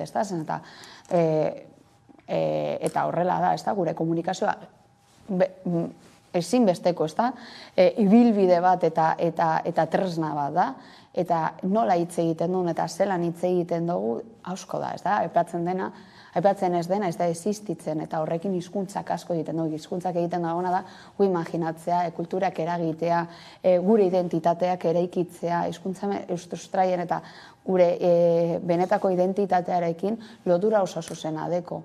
Eta hortaz, ez da soilik hizkuntzaren bermatzea baizik, eta guk euskaldun modun, ez da, nola errepresentatuko gara eta zemotatako posizionamendu izango dugu, ez da? Gure kulturaren aldetik eta gure hezkuntzaren aldetik. Ez esan duzu nola eztabaida potoloak eman behar diren, eta justu Nafarroan eskatzen zutena zen politikari begirarez, hauteskunde kanpainaren erdian, badela orain momentua horiei heltzeko, ez? Eta gainera, hauteskunde kanpaina aipatu dugula, ikusi dugu azken asteetan ere, ez? Orokorrean lokaztutako kanpaina ari diran eta hemen erabiltzen, azaltzeko nolako kanpainari den izaten, eta euskarari ere, ez? Ikusi dugu eskuina eta eskuin muturreko alderdiak heldu diotela, ez? Gasteizen, Iruñean. Bai, nik uste dut ez dik esan duena, ez? Logikoa da, testuinguru honetan, Nafarroaren kasuan aprobetxatzea, euskarale bai agenda politikoan jartzeko. Nik euskararekin uste dute asteburuetan ikusi ditugun irudiak, bi hausnarketarako aukera ematen bizkigutela.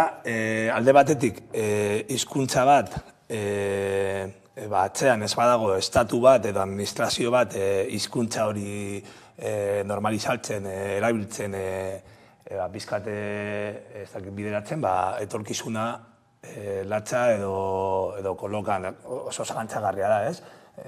Hor, artekik aipatzen zuen, ez dakit euskara irango du, ez? Estatu barik ez da irango, ez? Eta estatuarekin agian ez, baina estatu barik segurazki ez. Eta uste Nafarroan algirak jartzen dela mai gainean, hori urrengo hauteskundeetan, segun zein den Nafar parlamentuaren kolorea eta indar korrelazioa, segurazki tokatuko zaigu kaletatik defendatzea euskara, edo tokatuko zaigu kaletatik defendatzea, baina egongo dira aukerak ere bai instituzioetatik bestelako tresnak edo arauak esartzeko.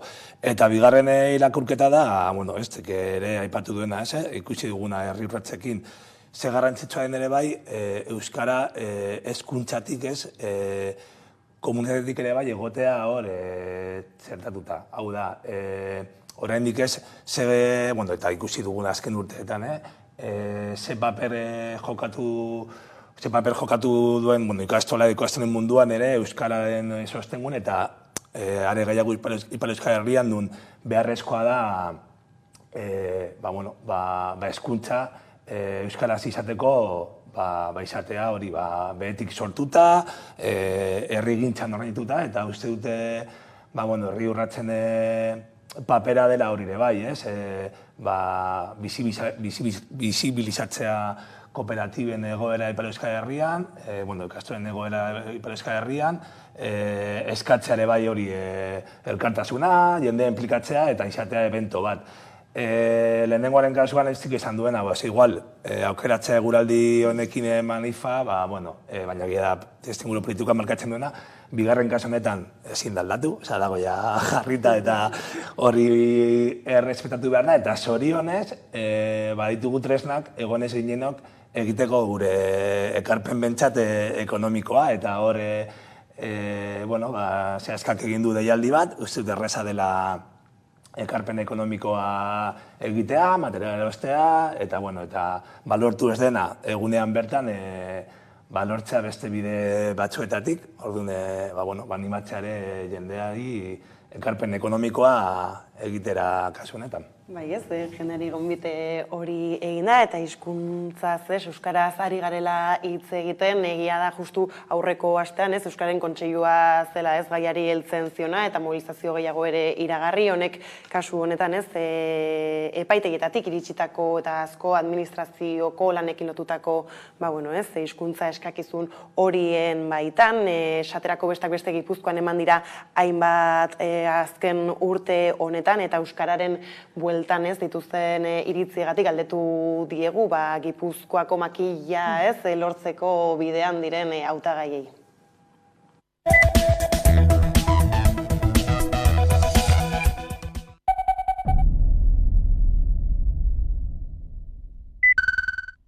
Nik ikusten dut egoera egia esan arduratik. Egia da azken inkesta soziolinguistikoaren arabera euskaraz dakien jende gehiago dagoela. Baina erabileran badaukagula erronka oso handi bat. Eta zuk ongi esan duzun bezala gainera ez dela gauza bera Araba, Bizkaia eta Gipuzkoa bereziki, eta ez dela gauza bera Nafarroa, eta ez dela gauza bera iparraldea, ez da? Errealitate ezberdinei erantzun behar diegu, baina nik uste dut herri bezala erantzun behar zaiola gure hizkuntza eta kulturaren errealitateari.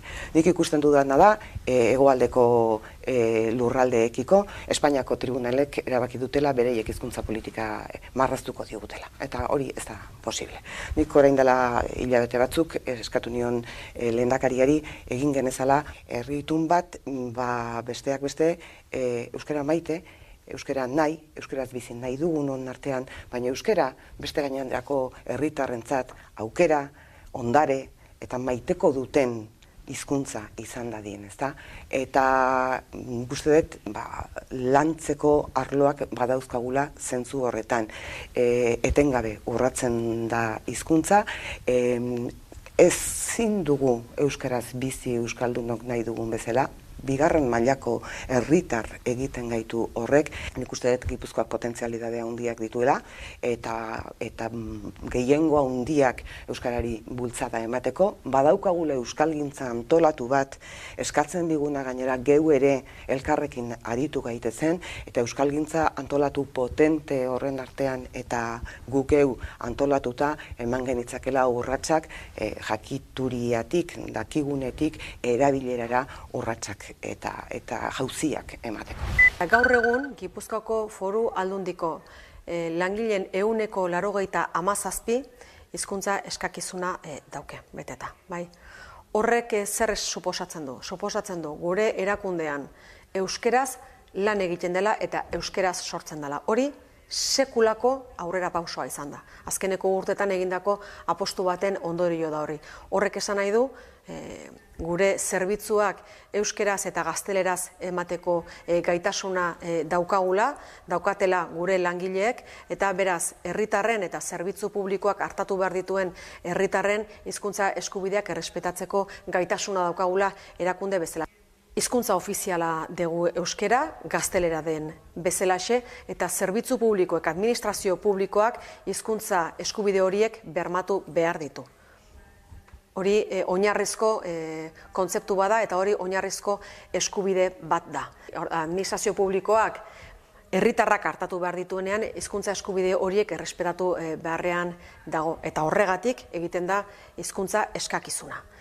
Gipuzkoako Foru Aldundiak helegitea aurkeztu du ULISP organismo autonomoan gertatutakoaren ondorioz, baina kezka handia du. Zergatik ez delako kasu bakarra, Irunen gertatu zen, udaltzainekin. Beraz, horrelakoak gertatzen ari dira eta ugarituz ari dira, eta gure ustez erakunde gisa horri aurre egin bertzaio modu bateratuan, gure hizkuntza eskubideak kolokan jartzen ari direlako auzitegitatik. Guk ez gaude euskararen erabileraren kontra, noski ezetz. Euskararen erabilera nolabait areagotu egin behar da, baina hori da importantea. Uliaspiko epaiak ez du esaten euskara ez dela eskatu behar. Esaten du ezin dela eskatu 100%. Eta hemen ez gaude euskararen erabileraren talka batean, baizik eta lan baldintzetan. Legak esaten du 165 eskatu behar dela euskara maila bat. Noski, eskatu dezagun maila hori. Horrekin, ados. Baina 100% lanposto guztietan eskatu behar dira horrelako euskara mailak? Azken batean, nahi gea, iritsi gea, 97ko dekretuan, hain zuzen ere, esaten dutena horren arabera legez kanpokoa dela 190 eskatzea, ze berez dekretu horretan aipatzen da 165 edo gehienez eskatu daitekela oposaketa batean, ez? Hizkuntza eskakizuna jarri daitezkela. Egin behar duguna da dekretu hori erreformatu. 4 urte dira bueltaka dabilela dekretu horren erreforma Eusko Jaurlaritzan eta Eusko Legebiltzarrean, eta inoiz ez dute aurrera egiten. Karo, instituzio guztiek dekretu horren arabera iritsi gea, dekretu horrek eman zezakena ja iritsi gea, gainditu dugun neurri askotan, eta hoa nahi gea are gehiago gainditzen, ez? Baina, karo, ez dakago aterki juridikorik, aurrera egiten jarraitzeko eta hizkuntza eskakizun gehiago jartzeko, edo malgutas, edo hizkuntza eskakizun ezberdinak aipatzeko lekua lanpostuaren arabera.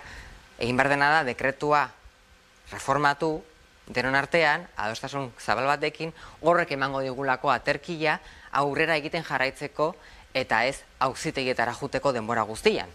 Ze ezin duguna administrazio publikotik da atzera egin, ez? Baina dekretuak eskatzen diguna da, indarren daun dekretuak da atzera egitea kasu askotan.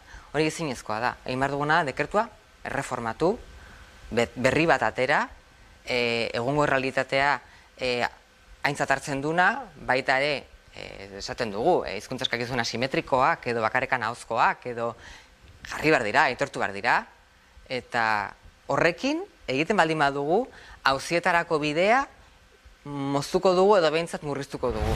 Bueno, badago eskubidea denok euskeraz hitz egin nahi baldin badugu instituzioekin, badago derecho hori badaukagu eta bermatu egin behar da. Baina baita ere, hori bermatu egin behar da, baina baita ere euskaldun edo nahi duenak bermatu egin behar dugu ahal izatea ope batera presentatzeko. Eta gero euskera erabiltzen badugu sumatzeko, gehitzeko, eta ez bakarrik egiteko hauek bai eta hauek ez gehitzeko erabiltzen badugu, seguru presentatzen diren guztiek euskerako nivel desberdinak, baina examen bat edo ikasi egingo dutela gero eta puntu gehiago ukitzeko, baina merito bezala erabili behar da, gaina bermatzeko baita ere eskubidea, denon eskubidea presentatzeko, eta gero euskera ez duena, seguru neskanpoan geratuko da, baina puntu gutxiago dauzkalako.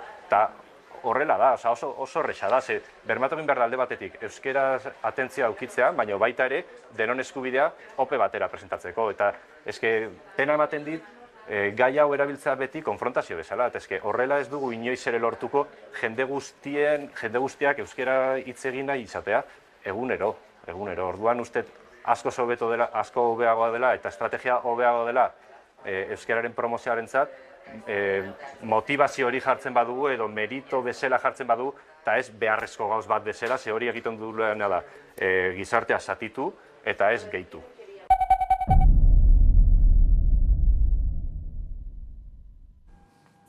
Tira, justu egia da Gipuzkoa, mintzagai dula oraintxe eta hor bai hautagai guztiek, agian euskararengatik bestelako harreman bat izan dezakete beste lurraldetan ez bezala, ez dakite atentzioa ditu dizuen zerbaitek bereziki?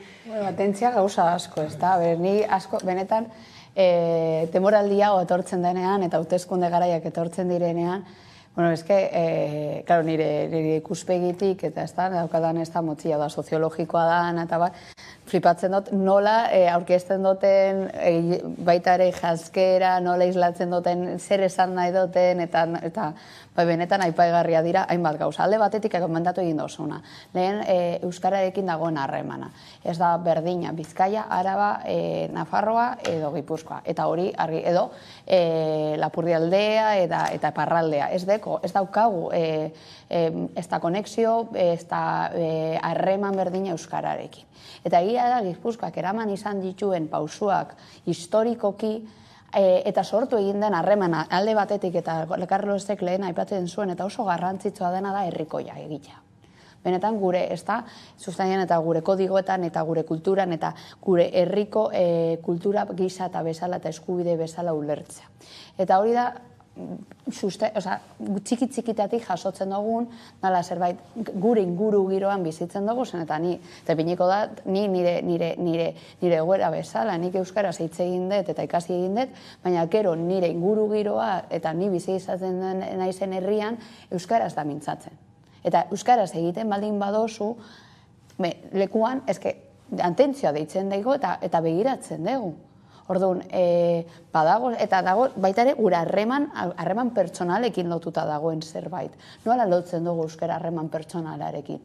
Dago, benetan, zerbait, askoz ere sakonagoa dena, ez dela soilik, egin behar ditugu hainbat formakuntza boltzatu behar dugu, derrigortu, ez dela bertatik jun behar, baizik, eta nola sortatu eta herrikoia bihurtu. Eta hori adibidez Gipuzkoaldean ikuste dut, da zerbait, pasatu egin dutela, eta daukaten beste harreman bat, eta egia da nik uste dut hiriburuaren aldean, batez ere Donostia aldean, poliki-poliki da, eta hor batez ere eragin oso zuzena deko turismoa, dauka eragin oso zuzena kapitalismoa, eta bestela eragina, poliki-poliki baztertuta ikusi egin da euskara. Baina badaudele beste nozen alde bat, benetan, izaten da, ez gertatzen ari da, eta hor bai uste dut, eta oinork ez dugu horri buruz hitz egin, dala, nola lehen, aipatu esan dut moduan, oso txikitatik jasotzen dugun, eta harremana sortzen duguna. Eta nik eskola askotatik pasatzen dudan, eta oso desberdinetatik. Eta ez da, izatez, ez da, herri horietan euskaldunak direnak, eta euskaraz mintzaten dutenak, nabaritu izan dut, aldaketa oso aipaigarria. Eta bakarrik hitz egin behar da irakaslekin.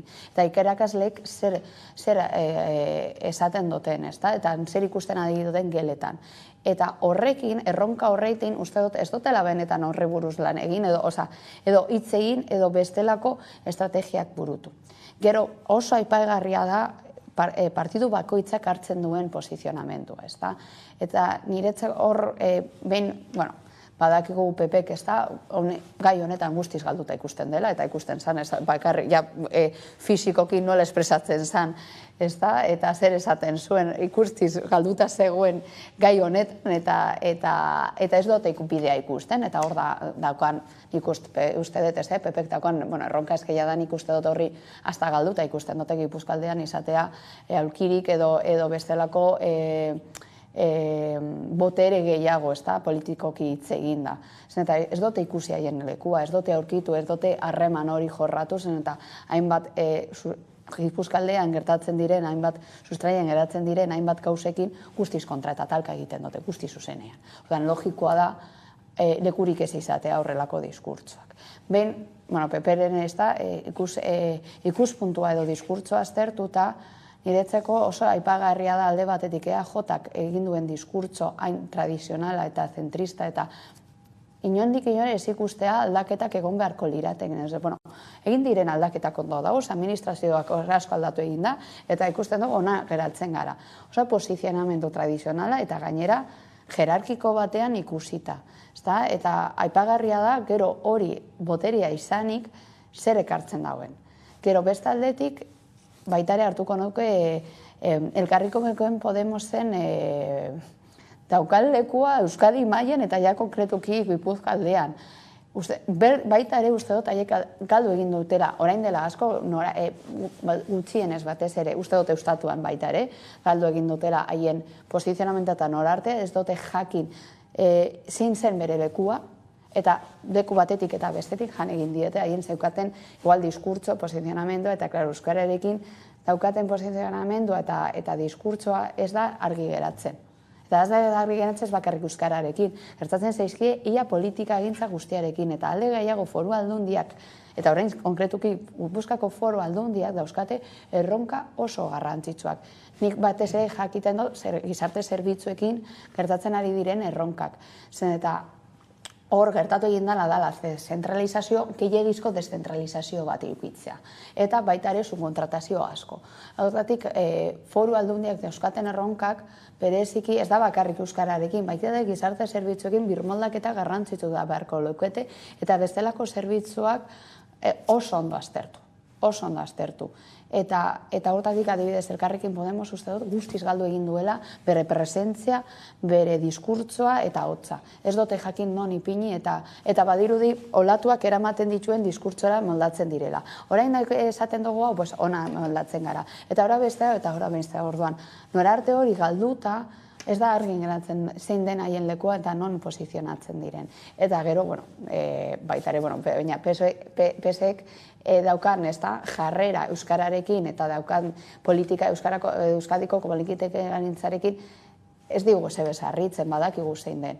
Badakigu zein den eta haiek ere badakite zein den haien lekuan Gipuzkoaldean eta horre diskurtza eta hotza ez dute lortzen haien harremanerekin.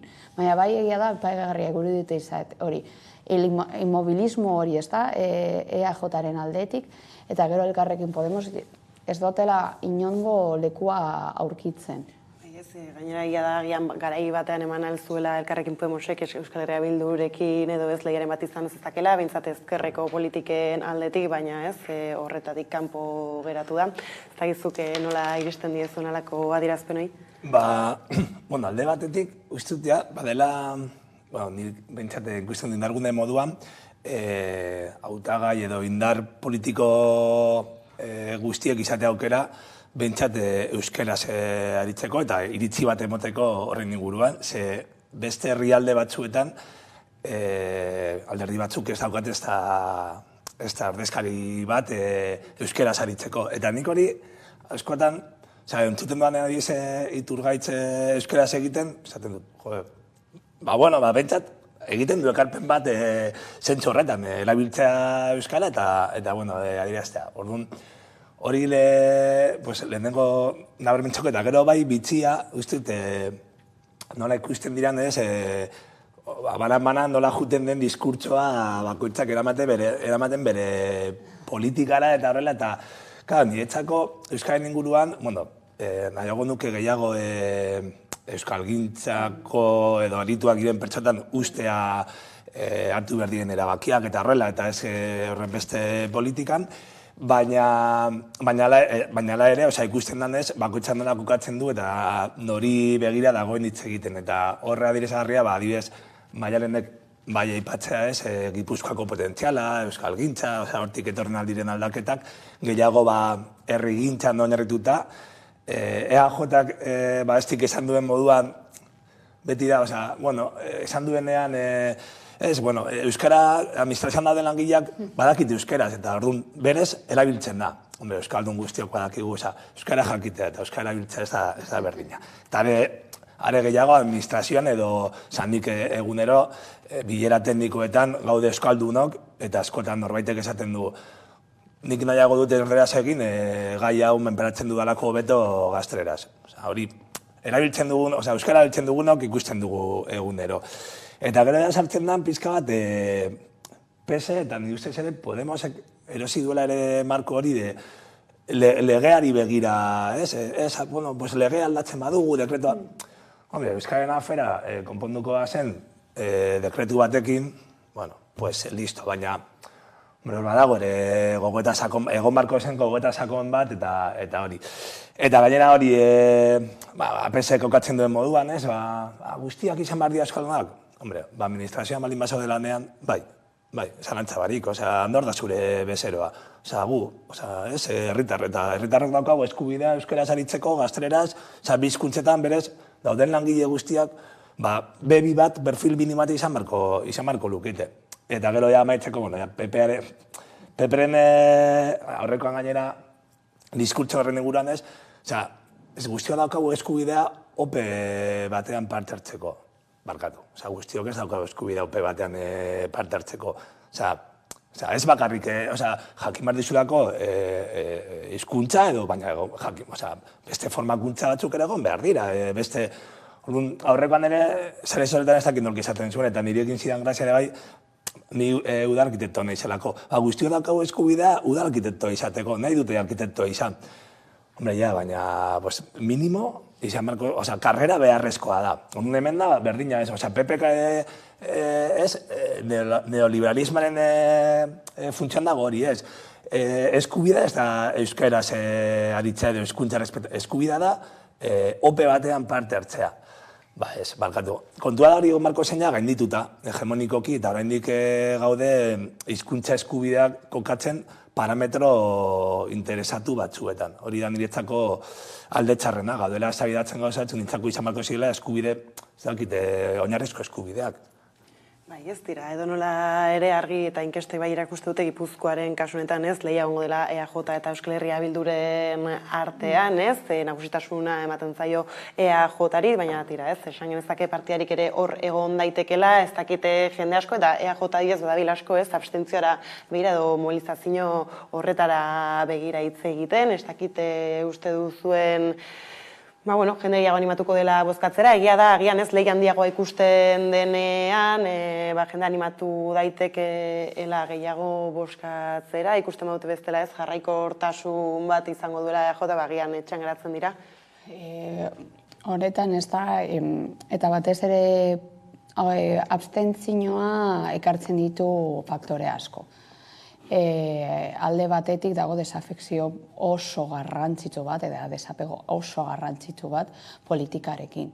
Eta ez dut bakarrik ipiniko zen, eta askotan ipintzen dugu begirada gazteengan, eta nik uste ez dago bertatik, izatez uste dut gehiago dago helduen artean desapego hori, eta askok igual sinetzi egin dote, pentsatu egin dote, boskatu egin dote, eta ikusten dutenean askotan ez inora, edo haiek esaten zuten edo komentatzen zuten, aldaketa batzuk ez direnak sartzen, ez direnak aipatzen, orduan horrek eragiten dau desafekzio eta desapego hori.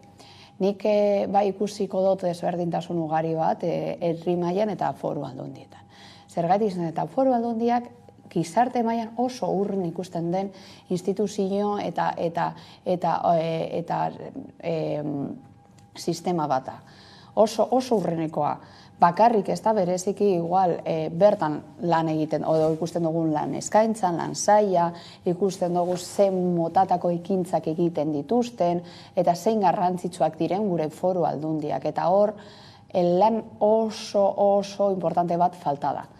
Ekartzea zer egiten duten foru aldundiek, zein garrantzitsua den, eta baita ere Euskadi mailan foru aldundiek daukaten historia, presentzia eta eragiten duen estruktura desberdina ulertu egin behar dugu, bestela ez dugu gure, benetan gure ongizatea eta gure kultura eta gure estruktura ezagutzen, eta hortatik bereziki nola antolatuta dagoen Euskadi ez dugu ez dauten, eta ez dago gure estatuaren berezitasunak ulertzen eta bermatzen. Orduan, hor falta da lanan asko. Nik uste dut bai egongo dela parteaidetzak gehiago, adibidez herri mailan, eta herriak edo adibidez gure herrietan gertatzen dena oso hurbileko gauza ikusten dute, ez da gainera guk asko nabaritzen dugu, bueno, zerbait aldatzen da, zer egin duen honek, beste honek egin dugu eta beste honek joan da, eta hortatik, eta hori oso hurbiletik ikusten dugu. Estatuaren autoeskundeetan, oroko arragoak direnez eta adibidez komunikabidetan gehiago hitz egiten denez horri buruz, ez dugu igual aginean hurbil ikusten, baina, bueno, hitz egiten da asko horri buruz, orduan. Bago beste afekzio bat, baina Foru Aldundian oso desezagunak dira. Eta hortaz ulergarria da abstentzio bat egotea. Nire aldetik nola ikusten dut, nik uste partidu batzuk aprobetsatzen dute desafekzioari. Eta ez badote bozkatzen, gauzak mantentzen diren moduan. Ez badugu ezagutzen zer gertatzen den edo zer egiten duten Foru Aldundiek mantenduko dira, oraindik ere daudezen zerbitzuak eta ez dira gauzak aldatzen. Orduan, badago baita ere interes politiko bat konkretua dena, eta niretzako nahiko maltsurra den atzean dagoen, ez da, diskurtso hori dala, bueno, ez dugu hainbeste ukitxoko hau, ez dugu hainbeste ikusteraztoko hau, eta horrela dauzkagun batez bereziki partidu batzuk daukaten boterea mantentzen dute. Azken finean, abstentzioak ere bozkatu egiten duela bere horretan. Bai, abstentzioa eta horrek da, hauteskunde hauetan abstentzioa izango dela oso altua, eta igual, inkluso datu historikoetan kokatuko gara. Abstentzioa nik askotan esaten dut, dauka lotura zuzena egoera sozioekonomikoarekin, badago lotura zuzen bat, eta auzo langileetan eta pobreetan abstentzio altuagoa da, eta aztertu beharko nuke zergatik ematen den abstentzio bat, segurazki ez aipatu duena, ez ezagutza, eta bueno, zuk ere esan duzuna, ez badago lehiarik igual ez daukan motivazio berezirik, baina gero badaude beste elementu batzu direla, duzun ikasketa mailak, formakuntzak, interese vitalak, eta segurazki ere olako ez, hauteskunde polarizatuetan edo orokorretan jende bat mugitzen da argiago ikusten duelako bere bozkaren norabidea eta bestelako hauteskunde batzuetan ez eta gaiak izan oso gertukoak igual ez du bere burua behartuta ikusten edo ez daka konfiantzarik edo uste du ez duela ekarriko bere bozkak ez duela ekarriko aldaketa handirik. Nik baina uste dut gero eta gehiago abstentzioa eragiten duela alderdi gehienetan beti egon da, batzuk ez, abstentzioa beti da ezkerraren kalte. Normalean auzo langileetan suposatzen da ezkerreko bozka indartsoagoa dela. Bai, ikuste ezagun non dagoen boz eta kanpaina egiten, segurazki nire auzoan ja bi aldiz egon da. Segurazki badakilako ere bai, hor dagoela kaldo de kultibo, edo, bere buruan hori dagolako, beste batzuei dagokigu hori ikiditzea. Eta ari gara ikusten eskumaren diskurtsan. EAJak dagoeten gabe interpelazio bat egiten abstentzio hori ikiditzeko edo bentsat diskurtsiboki, ez dakit gero estik izaten duena, gobernuan dagoenari igual abstentzioa ondo etortzen zaio. Bai, ez dakit. Nik ala ere, uste dut dudarik gabe lehia dagoenean jende gehiago aktibatzen da. Eta uste dut Gipuzkoa dela adibide bat, Gasteiz dela adibide bat, oza, logikoa da. Baina gero kanpainanekin ere nago oso harrituta, oza, nola, eta niretzako pizkate baten ipena zenik, oso, sinisten du municipalismoan eta udalgintzan, eta, gustatzen zait gertuko politikora, eta uste dute udalgintzatik gauza asko aldatu aldirela, eta ari da ematen eztabaida parametro batzuetan, ez dakit oso, non ez dago aukerarik proposamen inguru ditz egiteko, edo ez aukera gutxi, ari gara erosten marko bat, zoritzarrez, batzuk ari erosten Espainiako eskumak daukan marko bat, ez? Mierda, kaka, hori posik daude, ez dakit, niretzako, momentu honetan duen egoera soziala oso konkretu dela, ditugun erronkak direla oso potenteak, politikari batzuk egotea kokatzen eztabaida nun salbame de luz, uste dut oso arriskutsua dela eta uste dut uste dut pentsatzen dutela Euskal jendartearen heldutasun puntua dela oso txikia, eta kezkemak horrekin. Bai, ez, egia da justu, ez, horri aria egiteko ez aipatzera nijoala justu asteburu honetan, bai, EAJak eta Euskal Herria Bilduk biek arrasaten egin dutela ekitaldi nagusia, ala ere ez, Inigo Urkullu kanpainako lehenbiziko egunean, ez, atara zuen markoa bazen, hori ez, nola ABC-k, hainbat takide hoi, zeudela H-Bilduren listetan eta gaur da eguna, ez, diskurtso horrekin jarraitzen dela, beraz, badela batira, ez, edo EAJak eta PPk kanpaina bera egin dezakete, eta ez, hori da ere Euskal Herria Bilduk egunetan leporatu diena, ez, ez dagoen ahalmenik benetako eztabaida politikoetarako. Eta hor, baita, desafekzio politikari buruz eta hitz egin dugunean, eta Carlosek komentatzen zuen modun, zertan erori egin gara. Pero zuk irakurtzen badituzu edukia, jendeak ez du edukia, ez baloratzen baizik eta ez du sinesten. Zen eta ikusten dute hitz ez dagoela sakontasenik, ez dagoela benetako edukirik. Dagoela utza eta utza eta gero ez dago gehiago. Orduan, aurkitzen dutenean, hauteskunde garaian, zer proposatzen duten, eta joaten garenean, benetan zer proposatzen duzu herri baetera, edo foru aldundientzako, benetan zer zaude proposatzen. Aurkitzen gara, ez dagoela benetazko proposamen konkretu bat. Ez dago euskararekin hitz egiten eta begero aztertzen baldin badegu zer proposatzen zuten, ikusten ari garena da pilota ipintzen dutela leku baten, beste baten, baina zer egiten, zer proposatzen dozu, zen da edukia, non dago gakoa, nola aurki alditzakegu bestelako estrategiak, ze motatako egia da adibidez, Elkarrekin Podemos proposamen bat bota egin da, dala dekretu aldatzea. Ongi, baina hor dago beretazko sustraien dagoen arazoa, dekretu batean, euskara dago, dekretu batean ez dago inondik inora, euskararen erabilera eta euskarak dauzkan orain erronka oso desberdinak ez dago dekretu batean bakarrik sostengatuta. Badauz oso faktore desberdinak. Eta ez bagaude hitz egiten edukiari buruz jendeak zer erosten dau. Erosten dau pertsona bera eta partidu bera. Eta haiek ez direnak partidetzaileak hau da. Ikusten dutena da, edukia begiratzen dutena da, desafekzio oso garrantzitsu bat. Eta gainera, erori egin gara, ez soilik ez da Espainiak estatu batean bestik, eta olatua ekarri zen Brexiten garaian, eta baita ere Trumpen garaian. Eta hori guztia lotuta, sare sozialekin, gaude, mundu baten oso superficiala dela. Eta hitz egiten dugu mail batean oso superficiala dana, eta benetan, horrek ez du loturak emozionalarik elotzen, eta ez bat ditugu lotura emozionalik horrek ekarriko dau desapego bat, eta desapego ekarriko duena da ez sinestea politikan. Eta badauz, pertsona asko benetan ez dutenak. Askok zergaitik bozkatzen dute. Bozkatzen dute eskubide bat delako, baina ez benetan da eduki bat dagoelako. Eta ikusten ari garenean eta entzuten dugunean, askok da, eske bozkatu egin behar dugu zen eta eskubide bat delako. Baina ez goaz, ez nago bozkatzen benetan, nagoelako eduki eta hau eta proposamen hau bozkatzera.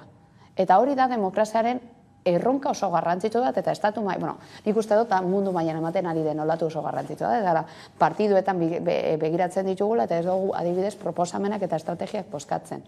Eta hortatik eragitzen dena da, polarizazioak, ez ikustea, eta aldi berean desafekzio oso garrantzitsua. Niri, lehen Carlosek komentatzen duen zuenean, abstentzioarena, egia da, orain inkestak ematen dutena da, oso abstentzio garrantzitsua. Signifikatiboa da, ikusiko dugu gero ze gertatuko den, justo asteburu horretan, eta ea norarte helduko den, abstentzio hori, baina edukia hain superficiala izanik, ez dago harreman lotura eta emozionalki ez gara lotzen. Orduan, horrek areagotu egingo dau, hainbat egoera non ikusiko egingo garen, gero nola perbideratu egin behar dugu. Baina badirudi, olatua eramaten digula, benetan, Carlosek komentatu egin duena, dana ikustea oso modu superficial batean, eta erortzea hainbat dinamiketan, gainera eta hori erlazio batera eramaten badugu, oso toksikoak direnak. Non dago egitura eraikitzaile bat, non dago diskurtso eraikitzaile bat eta heldu bat non esaten ari garena da, nik proposatzen dudana, zuk egin aldezakezu hau, baina nik perbideratzen dut eta ikusten dut hau eta proposamen hau egiten dut. Ez dut nik Hori da, nahi baita ere, baina orain dela urteak faltan bota izan dut edukia, eta hori, batez ere, estatu mailan eta kongresuan ikusi egin dugun dinamika bat dala. Eta horretara ohitu egin gara gizarte mailan. Eta hortatik, geratzen gara, gabe utzarekin. Eta utz horretan da, ni partidu honetatik nago, eta ni bozkatzen dut, uste dut eskubide bat delako. Ez benetan edukia bozkatzen ari naizelako. Zein marko jartzen da horre egitzetako zera?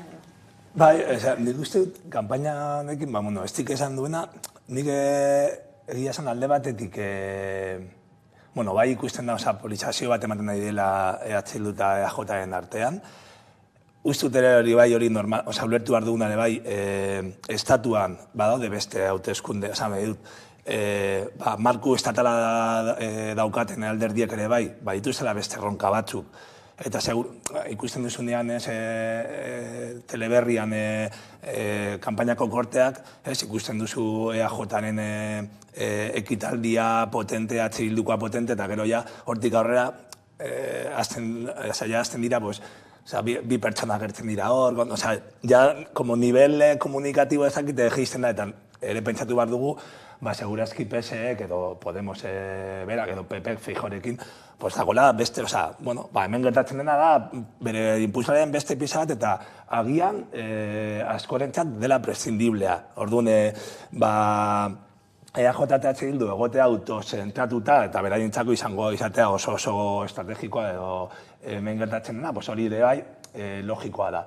Beste aldetik ere, komentatu dugunarekin nun jartzen, zen markoa edo nun jartzen ez da, izugarri dutzen zait, etaren txiklea norarte luzatu alden. Aitera zenean albistea, egunero dago gaiak, ez dakit engantze duen, baina ni bentsat, ikusten da, posiblea da hau luzatzea gehiago eta, ez dakit. Gero, adibidez, EAJ erabiltzea lehendakariaren figura ere bai, lokatxo horretan sartzeko, iruditzen zait ere nahiko arriskutsua da, lehendakari delako figura bat, nire uste zaindu behar dela modu instituzional, eta erabiltzea baza hori ere olako, bere ekarpena izatea gainera gai horrekin, gero nahi badugu, hori da, gero elkarbizitzaren garrantziari begira, urrengo pausuak, 28an ez da amaitzen bizitza, orduan, erabiltzea lehendakari bat gai honekin planteatzeko batalla elektorala, pizkat, arriskutza ditzen zait, da nik ez nuke egingo. Horrek ez dakit horren atzean dagoen urduritasun puntu bat, edo pizkate todo bala, edo ez dakit hor benetan zen nolako EAJak zen nolako inkestak manejatzen dituen, makinaria guztia jartzeko mai gainean, edo agian ere gauderako esatuta parametro batean du, todo bale, eta 28tik aurrera aldatzen dugu markoa. Eta nik uste du gero ere bai, polarizazio horretan, batzuk agian asumitu dute euren papera, nik PSek modu batean dago nahiko, ez da sartzen olako eztabaidan, igual ere berak asumitzen du, bere papera dela ere paper bat nahiko horkila edo ez, egoten da muleta moduan beti, dago ondo hor, eta bai dago planteatzen gauza batzuk horrela gazteak, etzai bizitza, eta gero bai ikusten du Podemos apur bat, batzutan sartzen da eztabaida horretan, baina geratzen da como lekuz kanpo ere, porque zera nahiko sartzen da afera horretan, baina gero Galdakaon egiten dute ekitaldia, eta Galdakako daukaten zinegotzi bakarra esaten du, nigo nahi gobernuan EH Bildurekin, eta gauza asko egin ditugu, aldaketa egon da, tal. Orduan, garo, zaila da paper hori, nahi dugu sartu hori lehia horretan trio bat izateko, ez? Baina gure papera da pizkate, ez dik esan dut uste dut bai dela gola, ez dutela amaitzen paper edo izaera propio bat izaren, eta nire ustez, ezker estatalista hori izan du beti paper bat, izan du esparru bat, baina bai ikusten dut, hauteskunde edo kanpaina honetan, pizkat nora ezean, atzo ere bai, esare soretan ere, herriurratzekin ere, sartutako pizkate, ez du ekarpen handirik egiten, ez dakit oso ondo, nahazten du eskola publiko, hezkuntzaren eztabaida dela orokorragoa, herriurratzekin, uste dut pizkate. Izan daiteke agian PP eta PS Madrilera begira edo bertan duten posizioa ari zain edo egon daitezkela, PP agian ez sorpresatana eraman dezake bertan gora baldin badira, ez, agian, bueno, ez, Zipristin edo egingo diolakoan, ez, baina egia da EAJak eta Euskal Herria Bilduk hemen, ez, bueno, bautela hor esparru handiagoa, eta egia da Podemos, ekuazio honetatik agian kanpo geratu dela. Baina ekuazio honetatik eta ekuazio askorengatik bai, aldendu egin dira, ostras, eske nola hasi egin zen, eta zen, bai, batez ere, ikusten badugu, ez da, Elkarrekin Podemos izan duen ibilbidea historikoa, ostras, niretzako da, ez dakit nortzuk egon diren atzean, nortzuk egin duten kanpaina, baina ez dute aurkitu klabea. Osea, eta ikusten da, eta ikusi egin da estatu mailan ikusiko ditugu hurrengo hauteskundetan, izango dela, bueno, bai, eta gehiago, Yolanda Díaz hartzen baldin bado, beste, bueno, hor, ja Podemos izango da katastrofikoa. Egia da, hor, egon da bereziki, ez da, eta ja estatuari begira egon dira komunikabide asko. Interesatu egin zaiena, ez da, bestelako rolak eta estereotipoak eta, bueno, puloak eta zirremurroak botatzea, egitea, ez da, kea asko eta gainera bereziki, nahiko matxistaz izan direna, bereziki oso sartuta, metatuta dagoela ia diskurtsoa gutia Irene Montero gizajoarekin, eta baita bera gero sartzen da, eta gertatzen da Carlos komentatu egin duena, Elkarrekin Podemos gertatzen zaiona da, ni sartzen naiz honetan, baina gero ez daukat baliabide nahikorik hori ondo jarduteko, ez dakit nola jolastu, ordan saiatzen naiz modu baten, eta gero joaten naiz, eta bai atzerantz botatzen denean, da, begiratzen diogunean, baina zergatik sartu egin zara. Ezin baduzu partidu hori jolastu, pues, horri da, heldutasun maila, igual aurki egin behar eta hor da bereziki atzean daude izen pertsona horiek non begiratzen dute, pixka bat nola komunikatu, zer egin, nora jun, zeintzuken izan aldiren nora arteak, eta hor bereziki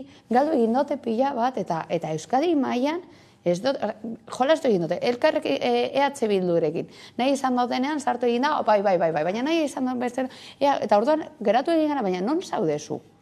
Baina zein da zure lekua edo, ez dago, gauzak ez dira edo txuri edo beltza, ni baita ere bentsatzen da, daudela gris asko, baina jolastu egin dute, modu batera da beste, eta baita ere, ez da, eta esuntzunten da askotan, ez da, bereziki hainbat partidetatik parte hartzen dutenak, eta komentatzen da, ez da, zein leku hain argi gutxirekin daukan Elkarrekin Podemos batez ere hemen Euskadin. Eta eta ikusiko ditugu hauteskundetan, baina nik ez zait gustatzen asko, ez da, bereziki espekulazioa da ikusiko dugu, ez dakiz zer, baina, ostras, bai uste dut, izango duen golpea handitzoa izango dela. Segurenik handitzoa izango dela, zen eta ez dute aurkitu. Adibidez, eta Alkarrozeko horreiko oso ondapetu egin du. PSOE aurkitu, da bere papera hemen. Da horrela, egon algara, urbilago edo urrunago, baina da bere papera, zen eta badakite hemen daukaten harremana eta esan duten harremana bestelako izan da. Egia da hor bai, ni bai puntutxo bat ipiniko nuke, nik ezkerraldeko ez da herri batekoa naizela, eta ezkerraldeko ez da herri askotan, PSOEk zeukan botere oso garrantzitsu bat eta presentzia handikoa eta guztiz galdu egin dago. Orduan, hor bai, ze motatako estrategiak eta politikak eraman izan dituen ni betidanik, ez da, ezaguten izan dutan herri horietan eta are gehiago migrazio oso altua, barne migrazioa oso altua zeuskaten herrietan, zer egin duten hainbeste herri galtzeko. Eta izatez, ez da, oso kazikiak izan diren hainbat herrietan guztiz galdu egin dute haien boterea. Eta aldiz, bereziki hor hartu egin dodenak, ez da, hor jolasaren partida izan da EAJak. Eta horrek bereziki Bizkaian nik uste dut eragina izango duela foru aldundietan. Bai, ez egia da bintzat euskal politikaren norabidea edo ez, azken hamarkadetan bai jundala aldatzen, eta gian herriz herri sartzen garenean ere ez, EH Bildu eta EAJ talka hori ez agertzen denetan ikusten dugu ere, EAJaren herrietara biratako politikak ez antzandiaren hartzen dutela diskurtsoa aldetik, ala ere orain artekoak ikusita ez, ez dakite halako maila antzekoa nabaritzen duzuen udalerriak direnean ere. Nola, markatu... Ikusita ez lehen txiklea eta estiratu eta ez ere hitz egiten egon gainean agian ez, markoa orokorrago ari direla planteatzen, baina halakoak ikusten gabiltzan udalerrietan sartuta ere. Bueno, nik uste dut gero, badagoela fenomeno bat, ikusten baitu gure datuak, eta egia da, EAJak orokorrean lortu duela beregnatzea PSD-tik eta PP-tik boska asko azken hamarkada honetan. Batzutan ere gure mentalitatea, zergatik, bakoitza dauka bere publiko, eta zen dute hirigune batzuetan, orain dela 10 urte PP-k bazituen bere boterea edo horrela, eta orain geratu da oso egoera marginal batean, eta boskatzaile horiek, ez dakigu ezin da jakin, baina segurazki ez dira pasatu eskun batik eskerrera. Jarraitzen dute eskumako parametro batean, eta segurazki asko EAJaren autua egiten dute, orduan. EAJak ere bai egiten duenean olako diskurtso bat, segurazki jakingo duela bere estimazioetan, baduela publiko bat, eskumakoa, eta PP-ri eman diola boska bat, edo horrela, eta ninotu, bakutzak ere egiten du diskurtsoa jakinda zein den jasotzailea. Herri batzuetan egia, herri txiki, herri batzuetan programak badauka edo pertsona berak badauka garrantzia zalantza barik. Uste dut hor badagoela kanpaina egiteko beste modu batzuk eta naiz eta komunikabideetan egon diskurtso lokor bat gero herrietan egongo da tabernetan, hau bestea tal, baina hirigunetan agin handia dauka marko orokor hori, eta hori ere nik uste alderdiek badakite. Eta horregatik, ari dira, kokatzen hori eztabaida. Niretzako, zaila izango da ateratzea hortik eta programara jotzea, baina uste dut hori dela ezinbestekoa, bentsatu dal hauteskundetan. Ikusiko dugu hemendik eta datorren astera horretan biderik ireki den, eskerrik asko bi gaurrekin izatearren, eta orain jarraian eguneko albisteekin bueltatuko gara. Kompetitiboa, berekoia, individualista den sistema ekonomiko suntsitzaile honen aurrean alternatibak behar dira. Alternatiba bezala ekonomia sozial eta solidarioaren printzipioak ditugu.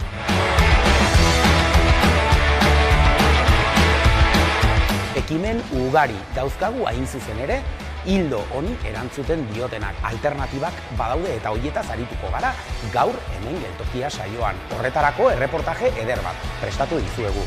Solaskideak edukiko ditugu gaiari dagokionez aritu ditugunak. Eta nola ez, Koldo Garziaren errezeta goxo batekin bukatuko dugu.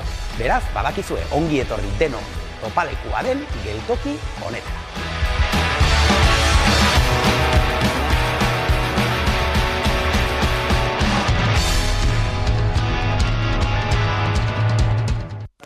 Txabaleria, Bruce Lee oso tipo karismatikoa zan, oso maitatua, eta oso famatu egin zan bere esaldia, Be water, my friend.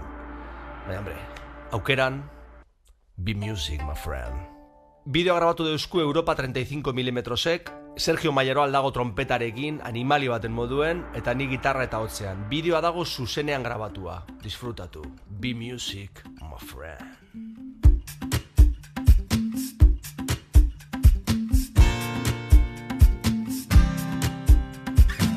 Gauza da entzutea, epairik ez egitea, bere eskutik altzea, eta eramaten ustea. Libre sentitu, lotzak atzean usteko, bita josi zatitu, nahi duzuna izateko.